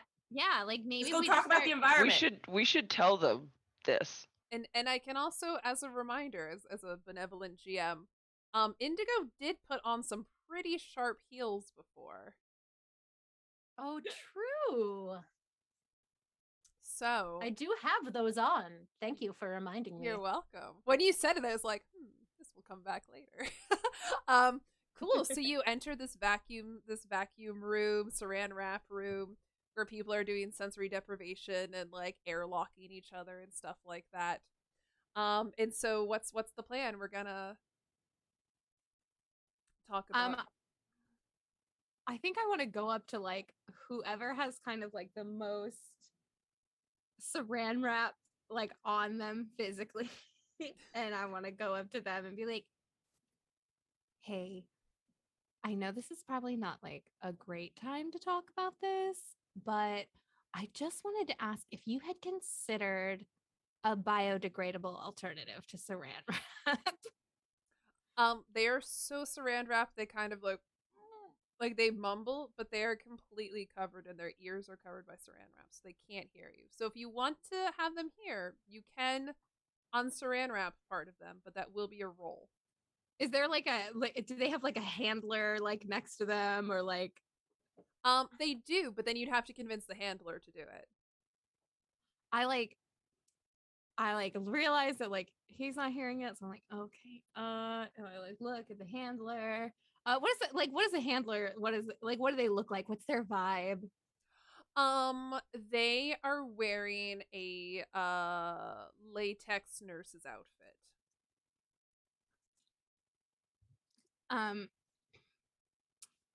Hey, so like this is to the handler. I'm like, hey, so I wanted to maybe ask if you'd be interested in switching to a biodegradable, compostable alternative to saran wrap because I think they've actually been making new strides in the saran wrap technology using rice flour paper saran wrap, and it's like fully like biodegradable and all this other stuff. Like it is more expensive and it might melt when people get sweaty, but like I think it could still work, and I just kind of wanted to like talk to you about that, and like just keeps going. I mean, they're gonna say yeah, when it gets a little sweaty it tends to break apart, and also a lot of stuff we deal with has ends with a lot of wetness, so the rice paper tends to just like wear away. So you can so you guys had tried that before then? Well, it's California, of course.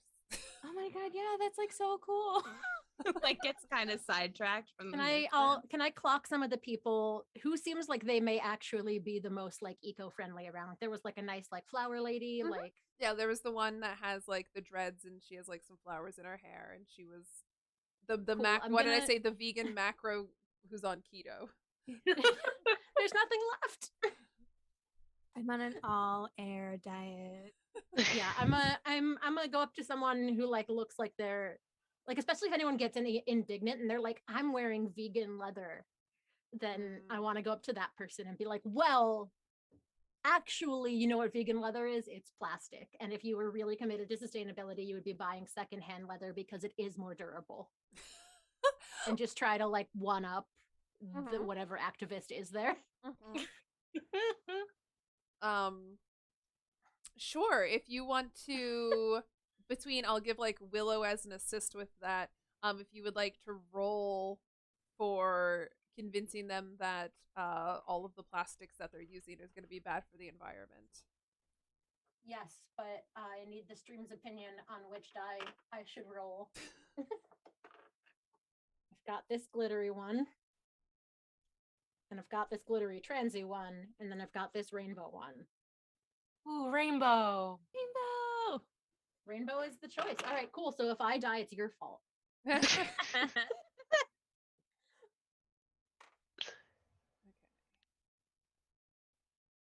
So I have Willow's roll, and then I genuinely don't remember. okay. If this was on 2 or 1.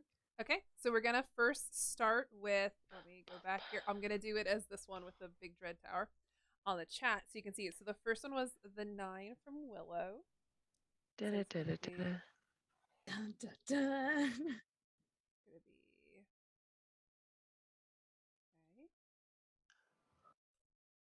So you're good there. And now for Indigo's roll. Eesh. Okay. So you now have 2 different ones that if you roll it, Yikes. it's a I removal was from the Three. game. There's If I 3. died in that moment, I was convinced that the way I was going to go out was that me and the hot lady with the flower dreads were just going to start making out. We get real Okay. hot and bothered about activism, and then just that would be the end. So you talk enough about the environment that a bunch of them are just like, well, some of them are just like, this is really boring. I just really like saran wrap and y'all are really killing the mood. And the other half are like, yeah, with the aftermath, we're trying to create a better utopian world after this. And do we really want to create a better utopian world that's filled with non-biodegradable plastics? You make a really good point here. And they get up and they leave the room. So you are now left with the one last room, which is the impact play room. So it was the whips, the chains, the St. Andrew's crosses, the chained in chairs, all of that good stuff. Okay, so you go into that room, and what's your course of action for this final room? You guys sure we can't just like go help with the orgasms and just all have a good time? Like, sorry, I really like this room. I mean, like, I thought that there were supposed to be like earthquakes and stuff. Yeah, isn't it supposed to mess with the magnets or something? Like, that's bad. Right? Yeah. Okay. Yeah. Sorry, I got distracted. Okay. And at this point, too, I'll say this, Indigo, you do remember that you did get tickets. Well, by get tickets, one of the people that you dealt legally to, because it's legal for you to do it, but you still do it as like that. They paid with a I refuse to go through any of the protocols. Yeah, they did barter you some tickets to a Susie and the Banshees cover band that's happening on Sunday. So you do realize if the world ends today, you're gonna miss that. That is really tempting. Thank you, Anya Game Master, for bringing me back into my character's true motivation. You're welcome. Yeah, and like Willow, you're just like, this might be cool, but yeah, like my ride's not coming for 3 years. And Hank, you got that business card, and you think that although people are saying it might not seem real, that might be an actual job. You might be able to break into the movie industry. And Sinclair, you you're learning a lot tonight. You're like, maybe I can actually turn this into a job. She's there, man. She's there. She is there. And you've learned so much that like in one night that you're like, man, maybe there's a lot more out there in the world. I've learned you can run batteries with ass cheeks. I know that the ass That's is just the providing the start. electricity, Sinclair, but Are you sure? I mean, electroplay is like a different genre entirely. I didn't see room for that, but this seems more like a Candles household. Actually, wait, hang on. That reminds me that I have a smartphone on me. All Wait, of your you do? I phones. thought You we have a phone? No, Oh. I do because I gave him my burner phone. You did. So, like, I mean, I don't know. It would be really uncool to just like start filming their scene without consent. Like, that feels like ruining it in a way that's not even fun. Mm-hmm. We got to ruin it in like a way that's still consensual. What if like you play Candy Crush with the sound on? That's real annoying. So I've been told. I've learned how to turn the sound off on my phone. During this discussion, Willow is definitely looking around the room and trying to see if her dad is here. You look around and your dad is not here. That would be a way to ruin a scene. Hello, it's me, your biological child. Oh my god. So I'll say this. Do you want that phone to kind of work? That idea? I feel like I might want to save my phone for when we need to try to get out of here alive, which I'm still pretty concerned about. Okay. So how are you going to ruin the impact playroom? Is there a sound system like set up? Like, is there music being pumped into the room or anything? Mm-hmm. And can we see what this is like hooked up to? Yeah, you can go over. You see a speaker, and it has just a phone connected to it that's doing a Spotify playlist. I'm gonna find an actual Spotify playlist. I can't play it an actual Spotify playlist. Yeah. But Yeah, it's playing like a lot of Portishead, and I'm trying to see if I can find the rest of there's like one that I definitely have saved on here. Okay, here we go. It's this one that's Moody Trip Hop. So you got some Portishead, Massive Attack, Sneaker Pimps, Tricky, and it's just playing this very like trip hop slow beats going on. Let's switch up the playlist. Yeah, who's got I don't know what kind of music is sexy or not. So does anybody else have like a good idea? Well, like I like to Kids I like Bop! to get Kids Bop. that's a better idea than what I was gonna say by all means. Oh, especially we know there are several famous musicians here. Can we get Kids Bop of their song specifically? Specifically the Kids Bop cover of WAP. Like, let's just start with that. Right. Well, I saw Lil Nas X's here. And Call Me By Your we Name. can get Kids Bop, Call Me By Your Name. Yes. Yeah. We can get Kids Bop, The Cure, if that was ever made. Yeah, no, totally. I do want to take a moment to say, have you all listened to the WAP Kids Bop? It's a water bottle, Unfortunately. right? No, it's Wings and Pizza. Oh my God. No, I saw one that must have been fake then. It was talking about like drinking from a water bottle. That's what I was. Oh, that's the one you heard? I listened to one Yeah. that was Wings and Pizza. Oh my god. Pizza. It's about going to, Wings and Pizza. Did they need a Kids Oh, Bop wow. version of that song? They did. Like Well, Waititi is also here. aw, Taika. Cool. Yeah, well, I mean, my wife and I listened to one that was like, get something for your wings and pizza. We're gonna eat it all afternoon. Wings and pizza. I'm talking what? Wings and pizza. Yeah, let's find that and play that. Oh my Oh god. my yes. God. So I love this, but I love this. You're also gonna play Little Nas X music. So Well, if he's in the room. yeah. So in order to do the phone though, you have to figure out what the password is for the phone. So who would like to roll, and I'll let you uncover what the password is. I'll do it. who I is haven't rolling rolled with yet. me? I haven't you rolled haven't yet. rolled? Okay, so Yes, Sinclair's go gonna roll. Sinclair. What if she dies? Okay, we got this.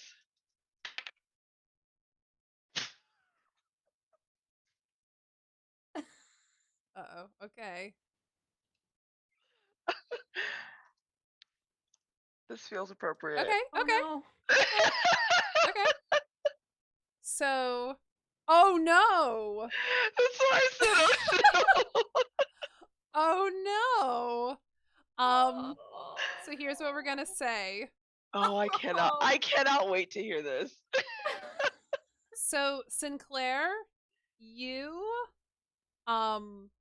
pick up the phone and you're just like, okay, I think I can crack this. You put in 6969 and it opens Easy. up. It opens up and you put on the Kids Bop version from the Little Nas X songs. And what happens is Little Nas X comes into the room and is just like, oh yeah, this is great, and starts singing the Kids Bop version of his songs. Oh god. And people are like, this is amazing. But then one of the guards comes over and is just like, excuse me, miss, you need to come with me. Oh my gosh. And kind of like grab you and kind of pull you out of the room. One of I the got like, big freaky burgled. robed guys. Yeah. That is so Dad? I just yell It is- at him. it Like, your was- aesthetic is trash. It was not your father. Well, as I'm being dragged out, I'm gonna yell to Indigo, those are cool heels. I was gonna tell them, but as I'm being murdered, I feel like My idol they has should know. affirmed me. So Did it Sinclair just get kidnapped by that guy? yeah, so you just saw while Little Nas X is rapping to the Kids Bop version of his own songs on his phone, you see Sinclair get pulled out of the room. So we Call can't me go by your rescue name. them. Call me or- by. at 10 p.m. because that's my curfew and my mom's on the other line. It happens very quick, and you're like a little distracted by Little Nas X singing, and there's all these things, and then you look around and you don't know where Sinclair went. So, what's Heck? another attempt to do the room? Oh, there's also been a hydration check as a reminder, so don't forget to hydrate. Okay. So what's the other plan? The three of you. Okay, so if you're into impact play, what is sexy about it to you? What is like the thing that is it like endorphins, like adrenaline, or is it like a power thing? Like I think we gotta do some psychology here. Also, I think that Sinclair might be dead, but she did say that my heels were nice. And so Wait, Sinclair might be dead. Where'd they go? she's fully like one of the big road people just took her. Maybe we should like try to talk to all the robed people just in case one of them is my dad. I mean, just like in case they know where Sinclair could be. We I could mean, like genuinely going up to each of these people, getting their asses beat and asking if they're your biological parent could work. I mean, that's true. I could just check to see if anybody's my dad. Like a bunch of people in here are wearing hoods. So and are, like are you basically gonna go around and anytime you hear someone say daddy, you're gonna be like, that reminds me of my father, and then talk about your father's long-standing film career? I think that definitely I think I'm like, okay, we're gonna all right. Step one, we have to make sure that the convergence doesn't get activated in this room. So we gotta make it less sexy.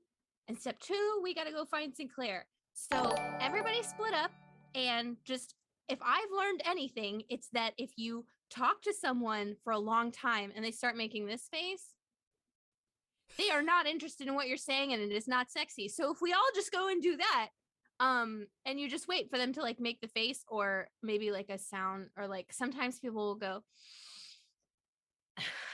like that's another good indicator I've learned that like people are not interested in what you're saying.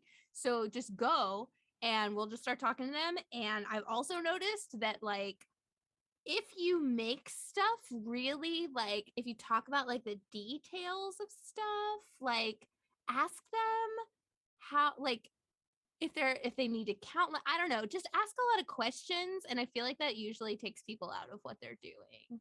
Okay. That and like sounds we real could all smart. split up and do it Yeah. faster. So I'll have one of you can roll. Maybe I'll have Willow roll because she's kind of coming up with this plan. But I would just like to know what's each of the things you're going to ask people in the middle of their scenes to take them out of it. So Willow, are you going to go around and ask people if they've seen your dad and then talk about your dad? Yes. Okay. Yeah, absolutely. What's Indigo gonna do to ruin people's momentum in a impact play scene? I'm probably gonna start talking about like, oh, you guys are trying to bring about the end of the world, but I hate to break it to you, the world already did end in 1985 when Sisters of Mercy broke up. And like, yeah, they got back together, but like, Andrew just isn't the same. And I'm just gonna start really going into like post-punk history about the music that was playing before Kids Bop started. I'll say, yeah, so you start doing that and some people are really taken out of the mood because they just like don't want to hear you talk about this, and some people are actually really sad about Sisters of Mercy breaking up, and that actually makes them really sad too. They are like, I think, fully touring again. Like I was trying to make sure my research was accurate for this character, and I think they fully are touring somewhere in like Europe. Okay, and what's Hank gonna do? So he sees people like flogging each other and using these various tools. So he's going to use that as a segue to just talk about the different kinds of tools that he uses for, either maintaining like a dolly or setting up lights or, setting up stands, different kinds of necessary tools and safety precautions that you use in the film industry, the stuff you don't see, the not glamorous side of filmmaking. Yeah. And you have the toolkit with you. So like as you're going around, you could be like, oh, I see this nut is a little loose on this tool. Let me fix it for you. And you're fixing the equipment as people are trying to use it. Okay, great. So we have like a trifecta of just ruining Really people's boring people in dramatically different ways. Yes. Okay, so Dottie, go ahead and give me a roll here. I just sent it in the chat. Oh, did you? Oh, What okay. we're doing right now is weaponized info dumping. Yes. Okay, cool. Okay. Let's go Also, ahead. baby runs for president. Okay. There we go. So we are at... That row's getting a little iffy too.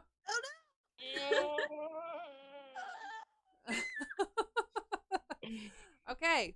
So with this combined attack of just things people do not want to hear while they're trying to do fun kink scenes. Which is like, you know what? It's okay. Like, let's just leave. Also, some people are getting annoyed by the kids bop. So just like it was fine when Little Nas X was rapping around, but now they've gotten to like the Lizzo kids bop, and they're like, this is not worth it. I can't handle Oh this. my god, I just took a DNA test. Turns out I'm 100% doing my homework Exactly. There you go. for my genetics course in biology.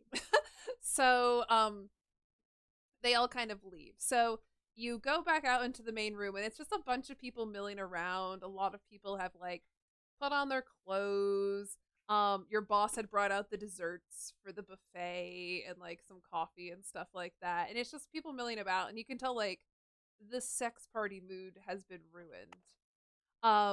And then you see some of the hooded people, I shouldn't say hooded, the robed people all go up the stairway, and you see Al, otherwise known as Aleister Crowley III, standing at the top of the steps, and he like gets all of the clipboards, and you just hear him start cursing. He's just like, what am I supposed to do with these numbers?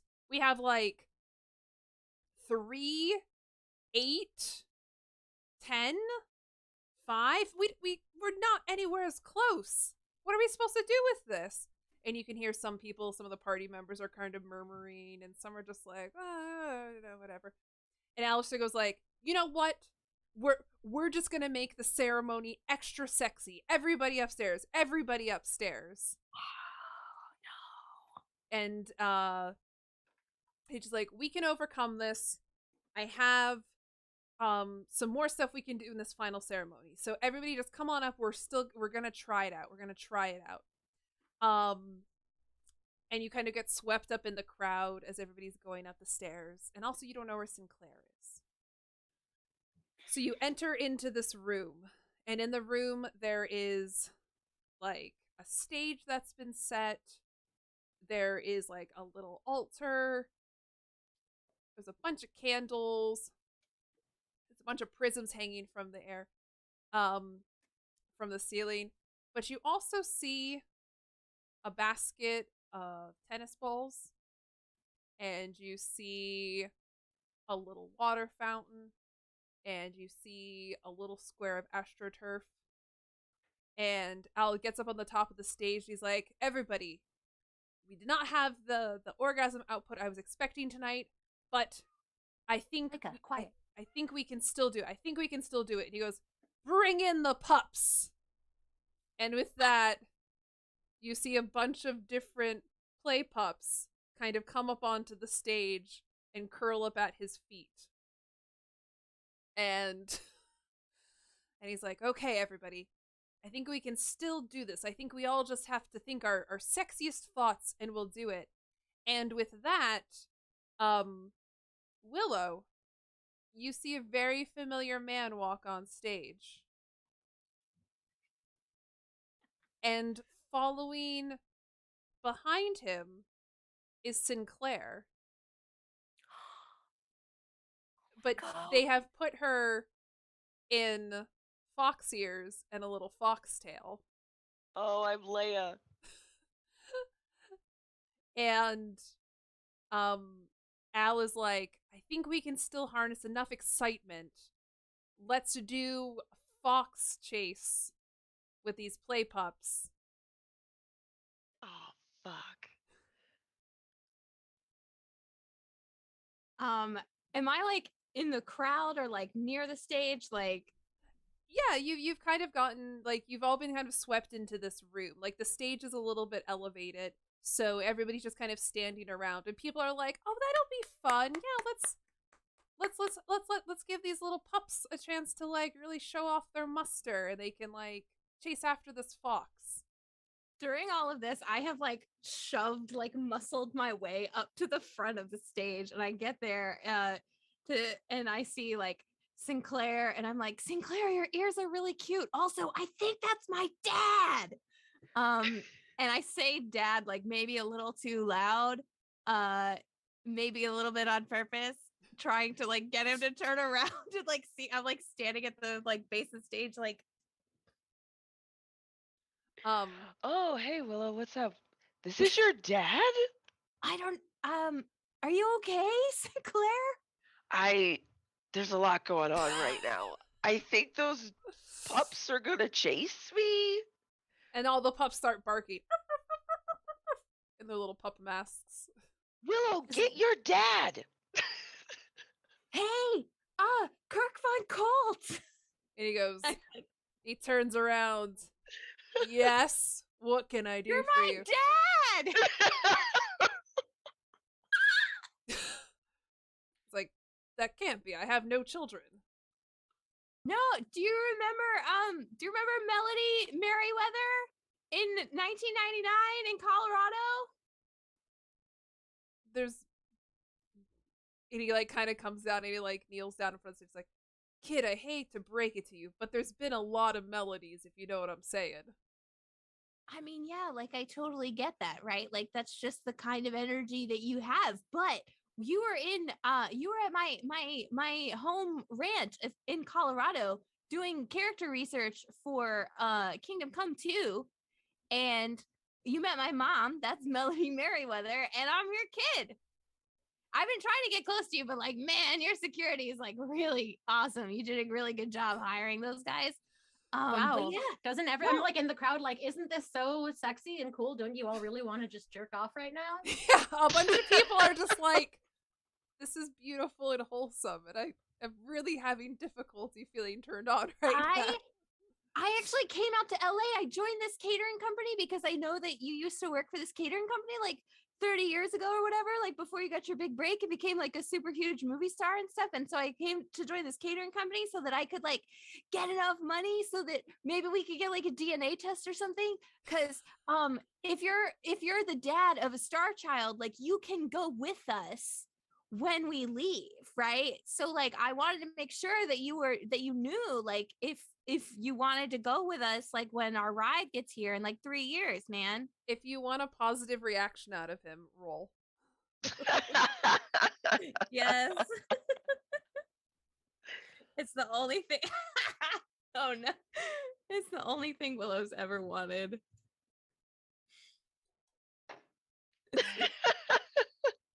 Oh, this is not gonna go well, I feel. Okay, let me look at the thing here. Oh Okay. no.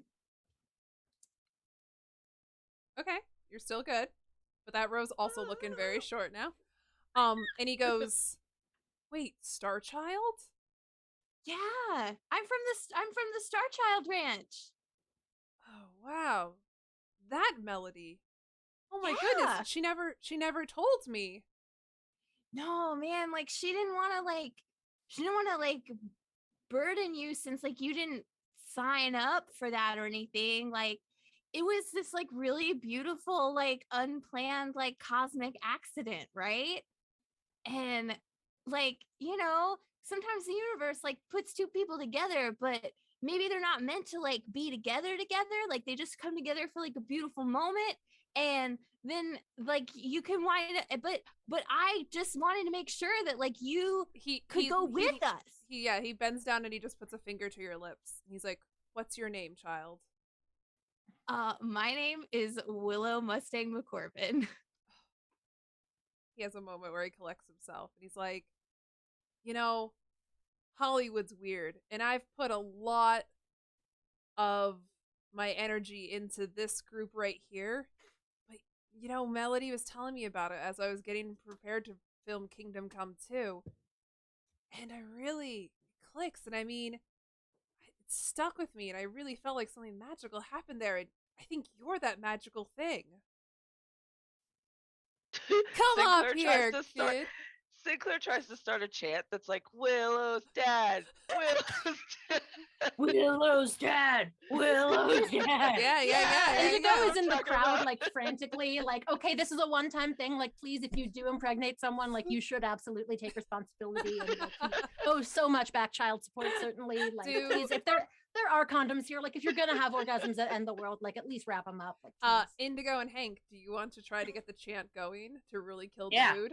Okay. Yeah, absolutely. Go for I'm just it. like earnestly like into it, just like So go ahead and moved give by me this. give me a There's roll. Yeah. nothing a Hank. himbo loves more than a 3-syllable chant. You're not wrong. Oh man. Okay.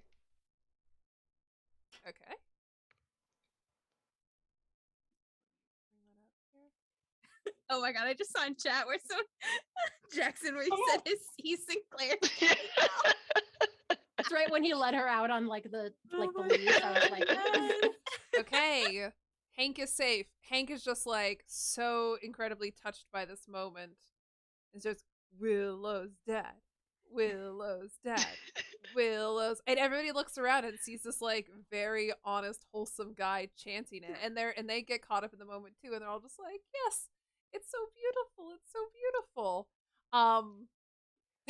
Sorry. I just got a redemption to do a funny voice. So at this point, Alistair's just like, oh, for fuck's sake. Sick 'em. And he... Oh, thank you for the donation, Loki. I got 20 Loki gold. donated $25. Thank you. I can barely breathe. I'm laughing so much XD. Laughing so much. Okay, wonderful. And Alice was like, oh, for fuck's sake. Do I have to do all of this myself?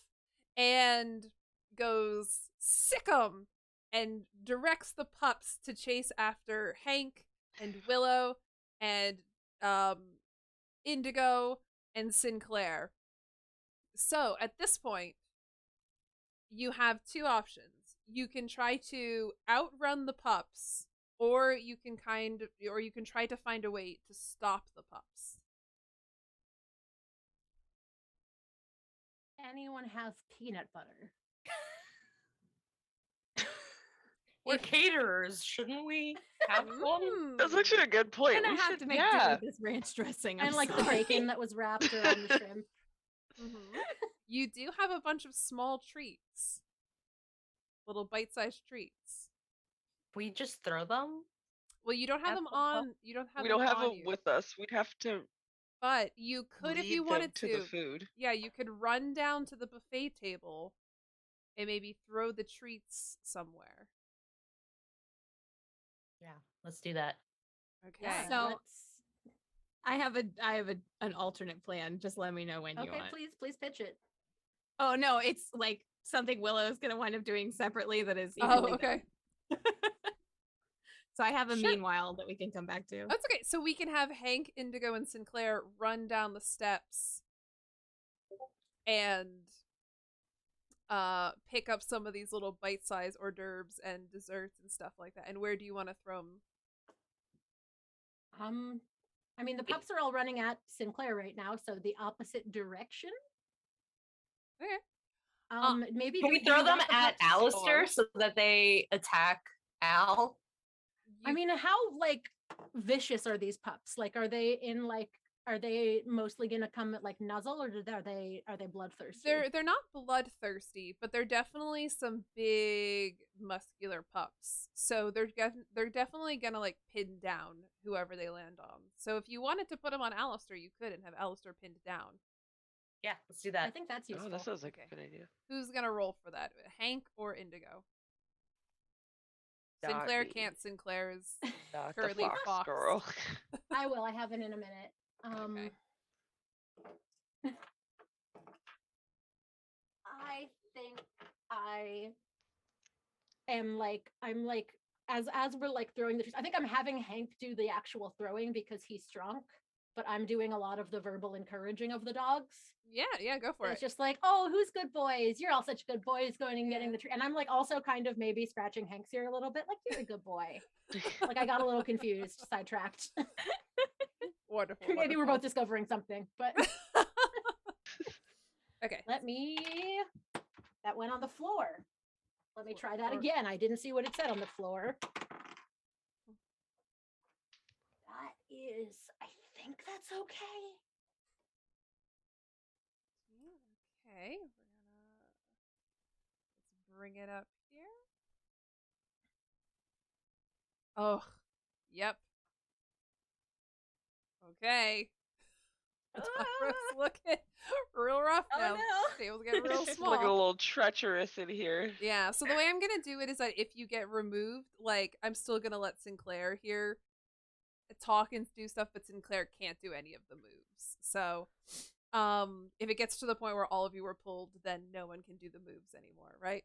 But so Indigo is like, who's a good boy? Who's a good boy? Go for the treats, and then gives them to Hank, and then Hank throws them. So they all get thrown on Alistair, and Alistair is now pinned down by a bunch of these pups. He's like, get off me! I need to do the ceremony! I need to do the ceremony! Get off me! Get off me! Get off me! The leader is now pinned down. A bunch of Willow, what are you doing with this moment that you want it to meanwhile? That was good. You're muted.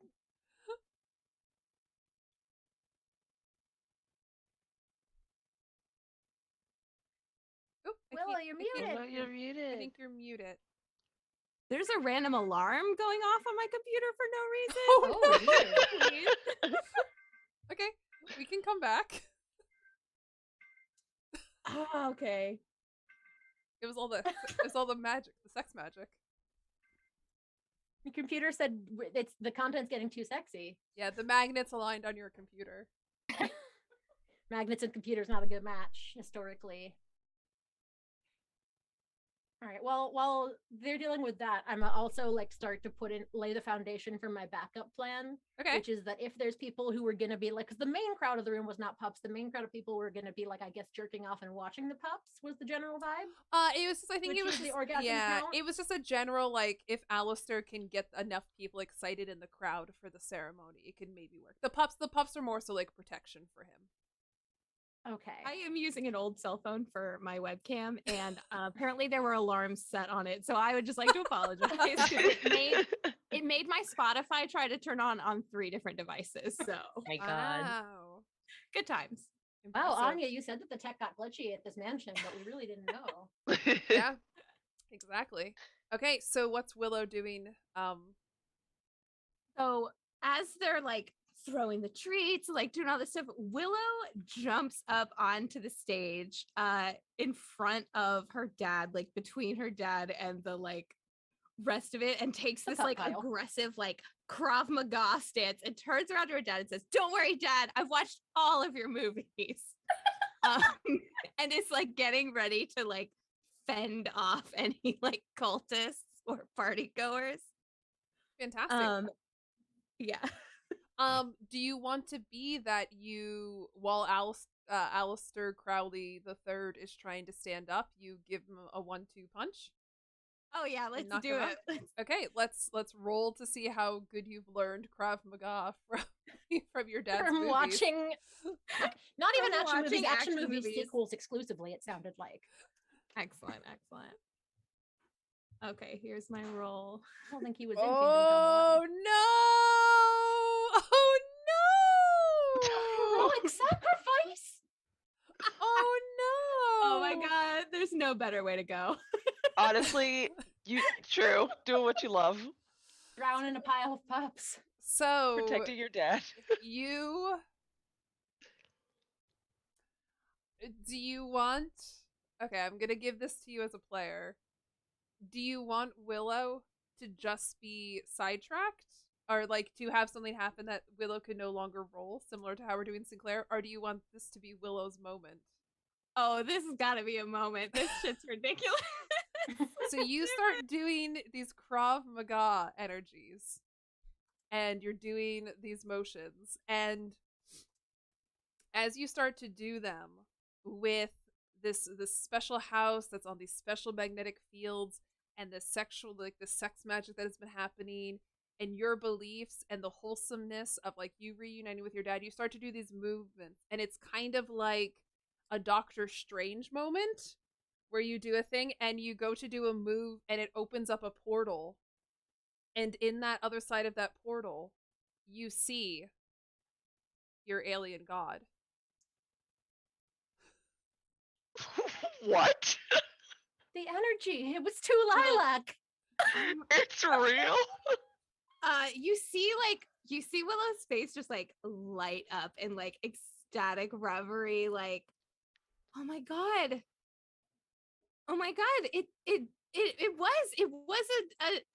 was a harmonic galactic convergence. Oh my god, dad, we should go right now.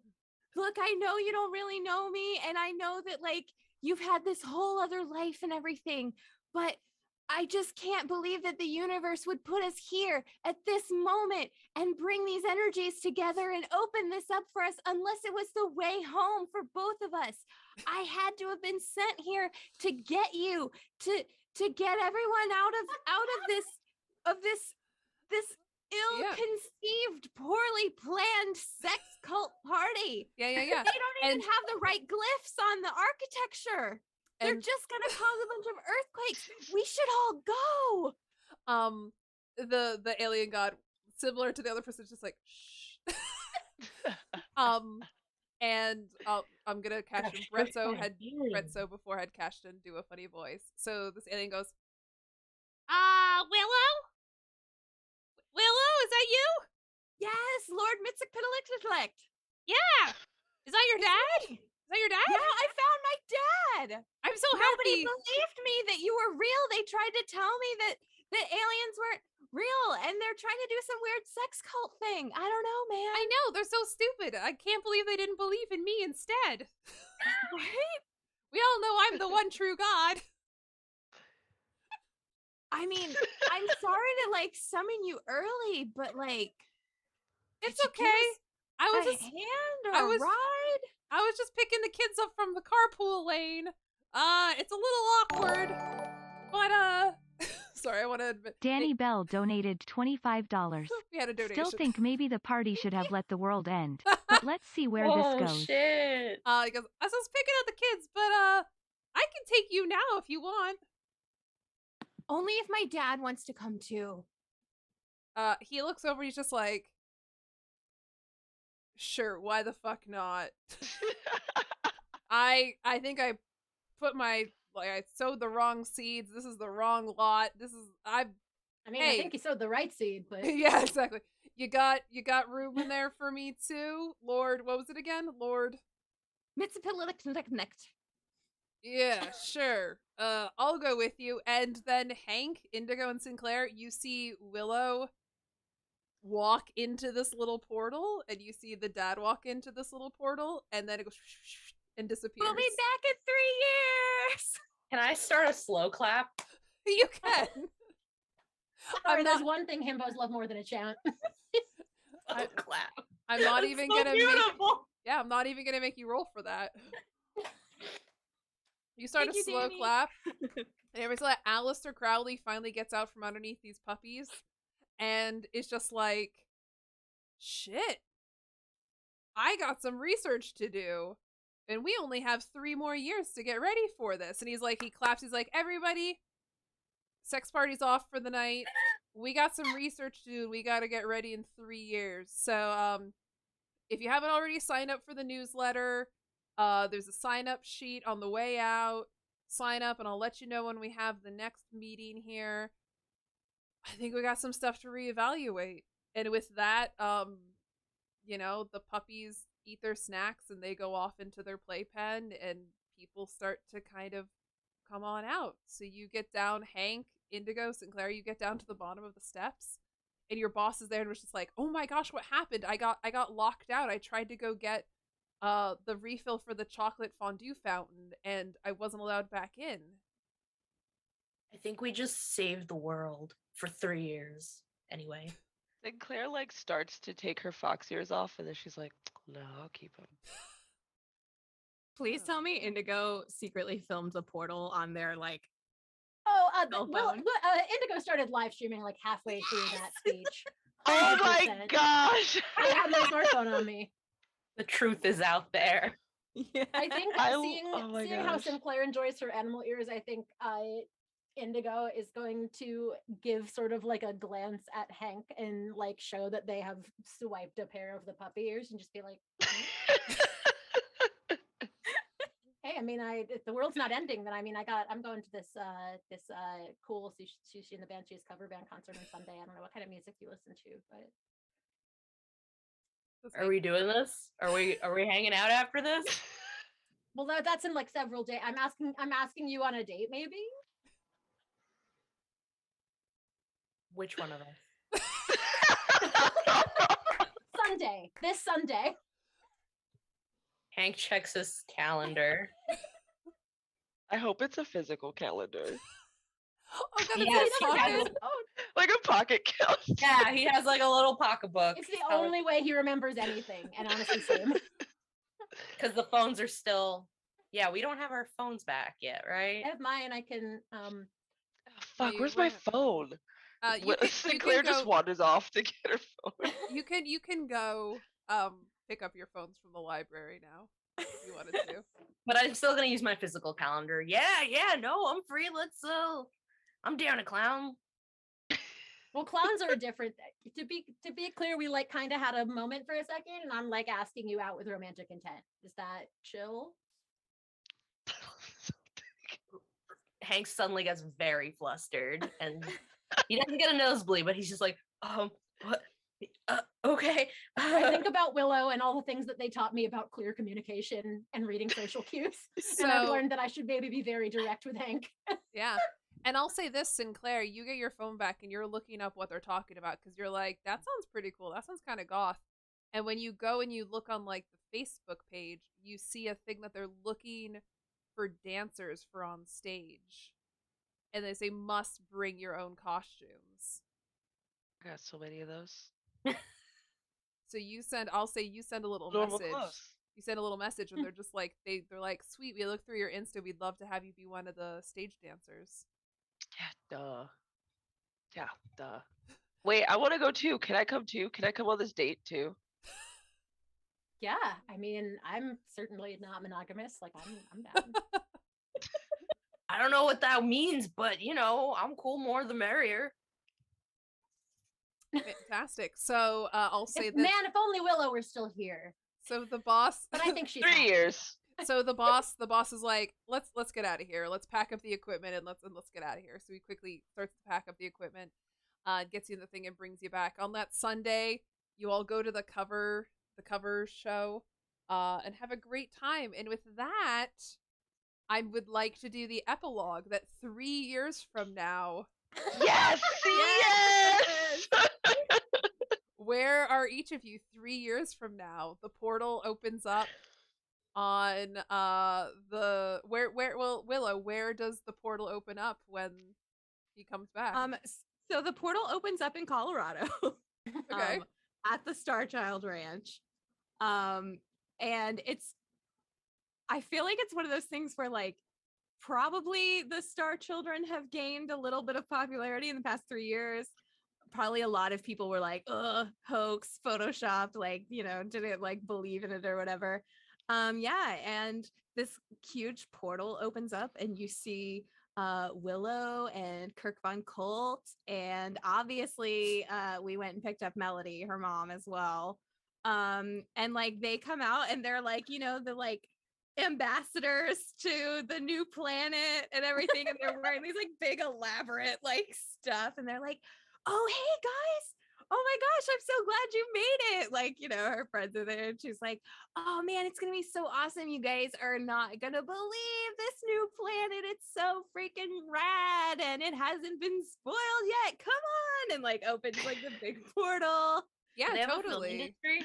Do they have a film industry? I mean, I'll say Indigo. No, but you could start one, Hank. Yeah, Indigo, like the live streaming did become really popular and a whole bunch of new people joined the thing. Like you said, some people were like hoax, some people weren't. So I do want to know when this portal opens up in Colorado. Sinclair, Hank, and Indigo, are you there? Or if you're not, where are you? I think I'm 100% there. I think that when my live stream went viral, this was finally like the push I needed to finally solidify a brand, and I'm just real hard in on Star Child lore now. I have like That makes so much sense. yeah, I think I make like a lot of TikToks about it, and do a lot of like live Q&As that I monetize, and I'm like leading a pilgrimage in like a glammed out school bus from LA to Colorado. Yes. Yeah, I mean, you are the official stick poke tattoo artist for them now. Yeah, and tarot reader and tarot reader? alternative model and what are the 12 other jobs I sent you on my character sheet? I wrote a lot. You've got it. You have monetized this commune cult to the point. I know. It probably depends on how that date went, which I might ask Betty how that went. But I think you took Hank's virginity. I think that probably this makes me so happened. happy. I think that in this case, probably like 3 years later, they're fully living together, and Hank's probably still not aware they're a couple.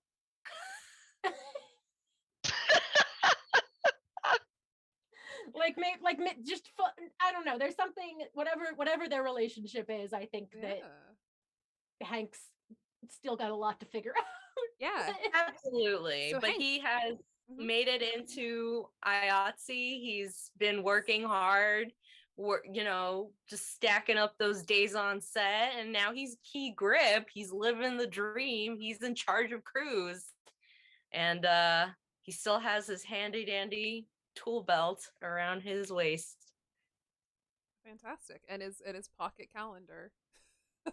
Pocket calendar. And you probably helped build some sets for we got a raid. Hello, Smarmy. Thank you for the raid. Welcome, Raiders. Yeah, and it's say it's a big raid. What are we shooting? What's up, everyone? I just got a himbo boyfriend. Welcome to the stream. Yes. Does he know he's my boyfriend? Questionable. I watched. And I can he imagine builds the sets for my TikToks. Exactly. I was gonna say, Hank, you probably like set up the lighting and the backdrops and the stuff for Indigo's TikToks, and really the production value really sells it. So a lot more people join the commune cult. So Sinclair, what do you do in these 3 years? Sinclair makes a mumble goth band called Lavender Energy. Mumble goth because she can't sing, she just kind of like talks, but she's cute, so nobody cares. And the music's so loud and grindy that nobody really hears what she says anyway. But she actually like legit follows Indigo on social media now, so she knows that they were going to the commune. So she's like, okay, I'll go.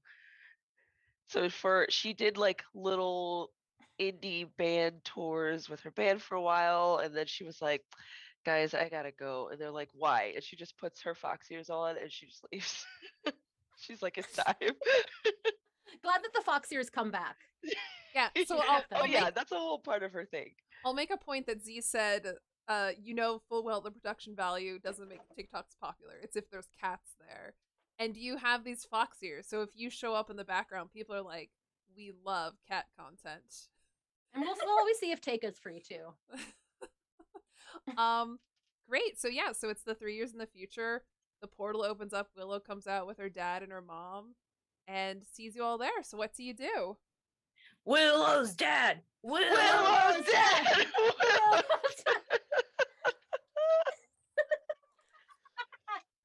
Fantastic. So Willow, do you give everyone Lavender Energy band t-shirts? Yes. Totally appropriate. I like it's the color of your energy. Beautiful. And also like Willow's mom and dad are like very like obviously in love with each other, and like it's very fucking wholesome. Guys, come on, the new planet is waiting. Thanks so much for showing up. I'm so glad that 3 years ago we saved the world from a cult and found a much better cult. Is there bacon wrapped shrimp there? Oh yeah, we've got replicators. We can make whatever you want. Oh my god, so it's vegan. Yeah. If you want vegan bacon. Do you have biodegradable saran wrap there? Oh yeah, everything's biodegradable. Beautiful. Let's go. Fantastic. So Indigo jumps in the portal. Sinclair, are you jumping in the portal? Oh yeah. Yeah, I'm going in. Hank's gonna take like his hammer and his wrench and do like a spin and then jump in. Beautiful. And Oh my and God. with that, I think that's how we will end this game tonight. Pretty Willow's high death. fives as the portal Willow's death. closes. Willow's death. I did not anticipate an actual alien planet. That's the beauty of Dread. There you go.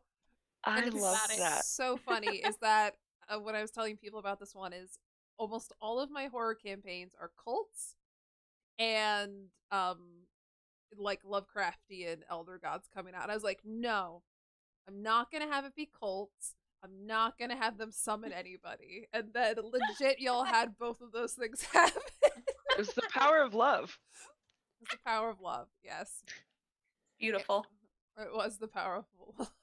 So, well, Oh, that lilac energy. lilac energy. You gotta love that lilac energy. I will say too is that this was delightful because I tried to set some stuff up, and y'all just came up with very different ways to make the rooms unsexy. So there's a lot of did you hydration think reminders. we were gonna Everybody do? wants us to drink. Oh yeah, hydration.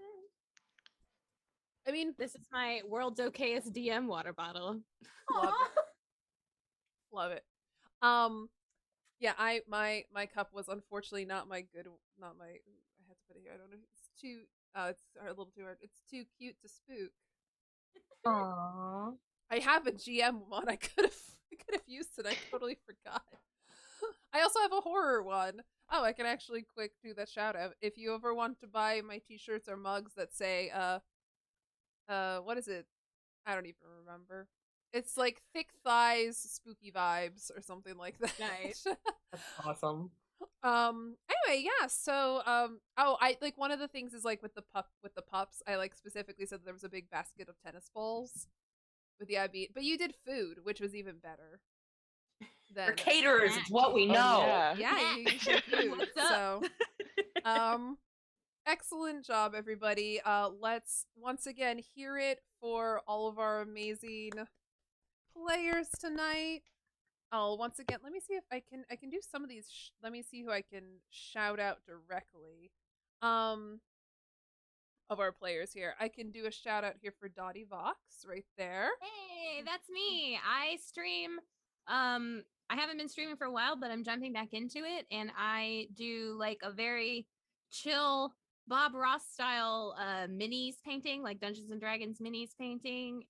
So that is a show that's coming up on Thursdays, and then I'm also going to be hosting more tabletop stuff as well. Cool. And I also listed your Twitter there, where they can find you on Twitter, and your TikTok. What TikToks do you do? So I actually just recently had a TikTok go like mini viral where I was teaching people how to put their underwear on without putting holes in it.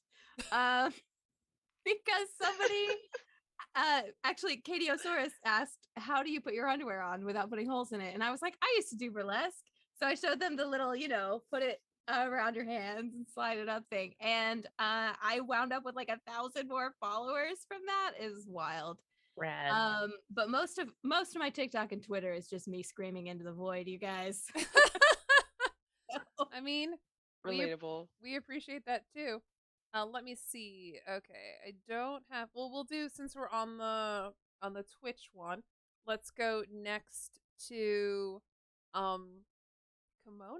Do you want to tell us about where people can find you? Oh yeah, so I am on Twitch very sporadically, but I'm hoping to get back into it and play more like story-based games. Um, I kind of want to play that game, A Night in the Woods. I think that's going to be the next game that I play. It looks like a lot of fun. It's really good. You okay? Good. Okay, you sold me. Yeah. Just the facial expression. I know. I saw the reactions and I was like, okay, sold. We're gonna be playing A Night in the Woods. Yeah, Um, I can tell you it's like it's way more emotional than you might think, but it's a really beautiful game. I've heard that it would be. I heard it's Yeah. very character driven. We love that on my channel. We love voice dialogue options because I'm horrible at making decisions and I'm really bad at being mean to pixel people, so that's always fun. But mostly I am on Twitter, like Dottie said, just screaming into the void, really. Is it Kimono Jones? It's Kimono_Jones. Okay, I have an imposter, and I Oh. can't vouch for what they say. Okay, I just wanted to Yes, up thank the you. no problem. Cool, and I also listed your Instagram there too. Yeah. Oh, if you do Night in the Woods, I'll have to watch. There's a really cool thing where you get to play bass using the thing. It's really fun.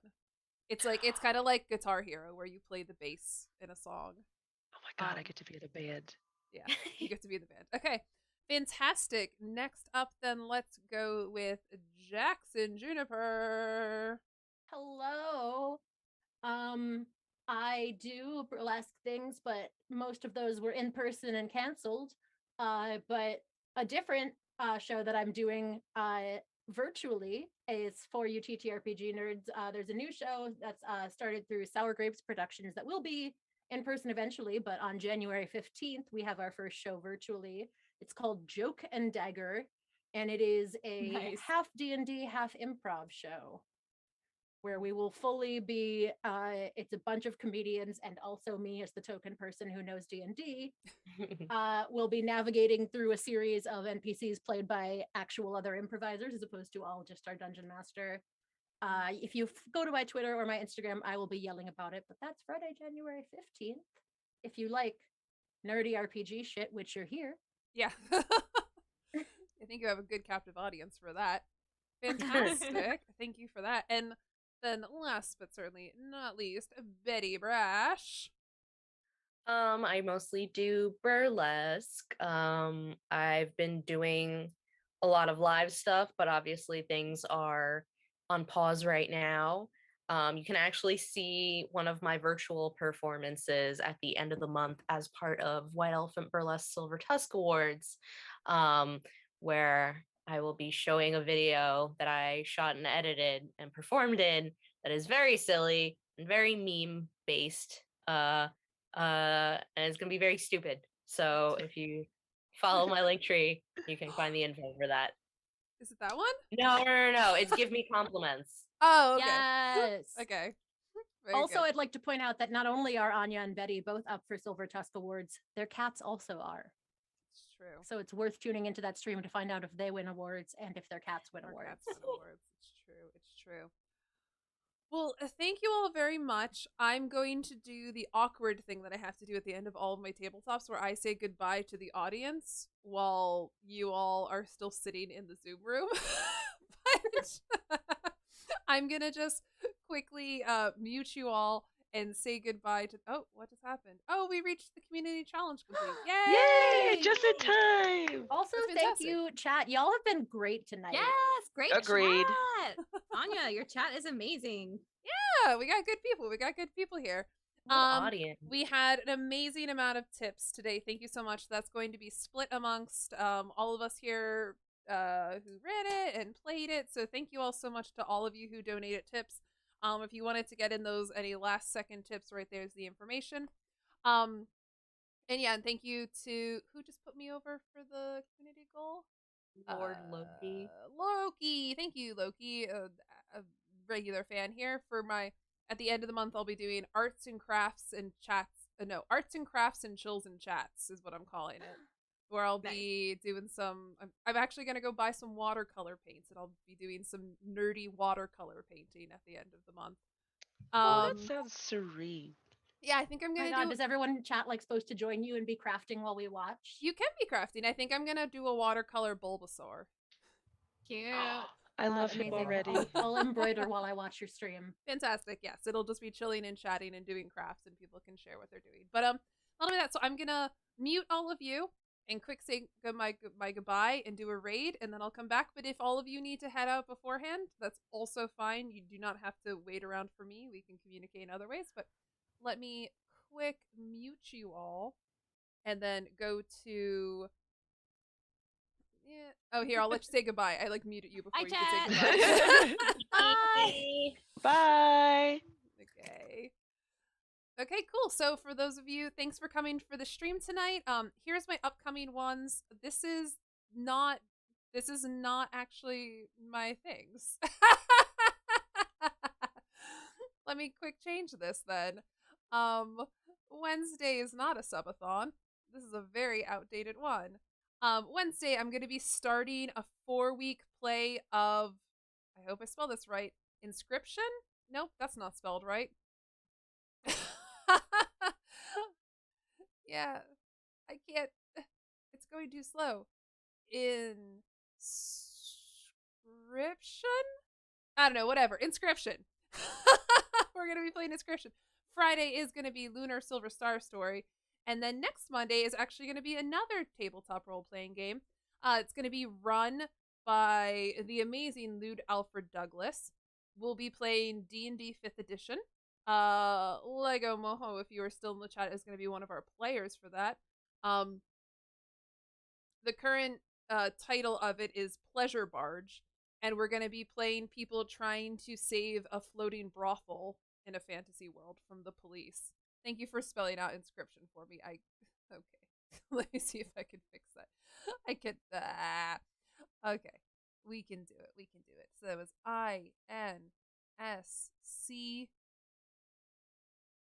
INSCRYPTION. Inscription. Cool. Thank you. Okay, there we go. So if you enjoyed the stream, this is what I do. I stream. Let's see if that one works. There we go. 3 times a week. Mondays are gay content. Wednesdays are retro or horror, and Fridays are JRPGs. I play different classic JRPGs that I've not played before.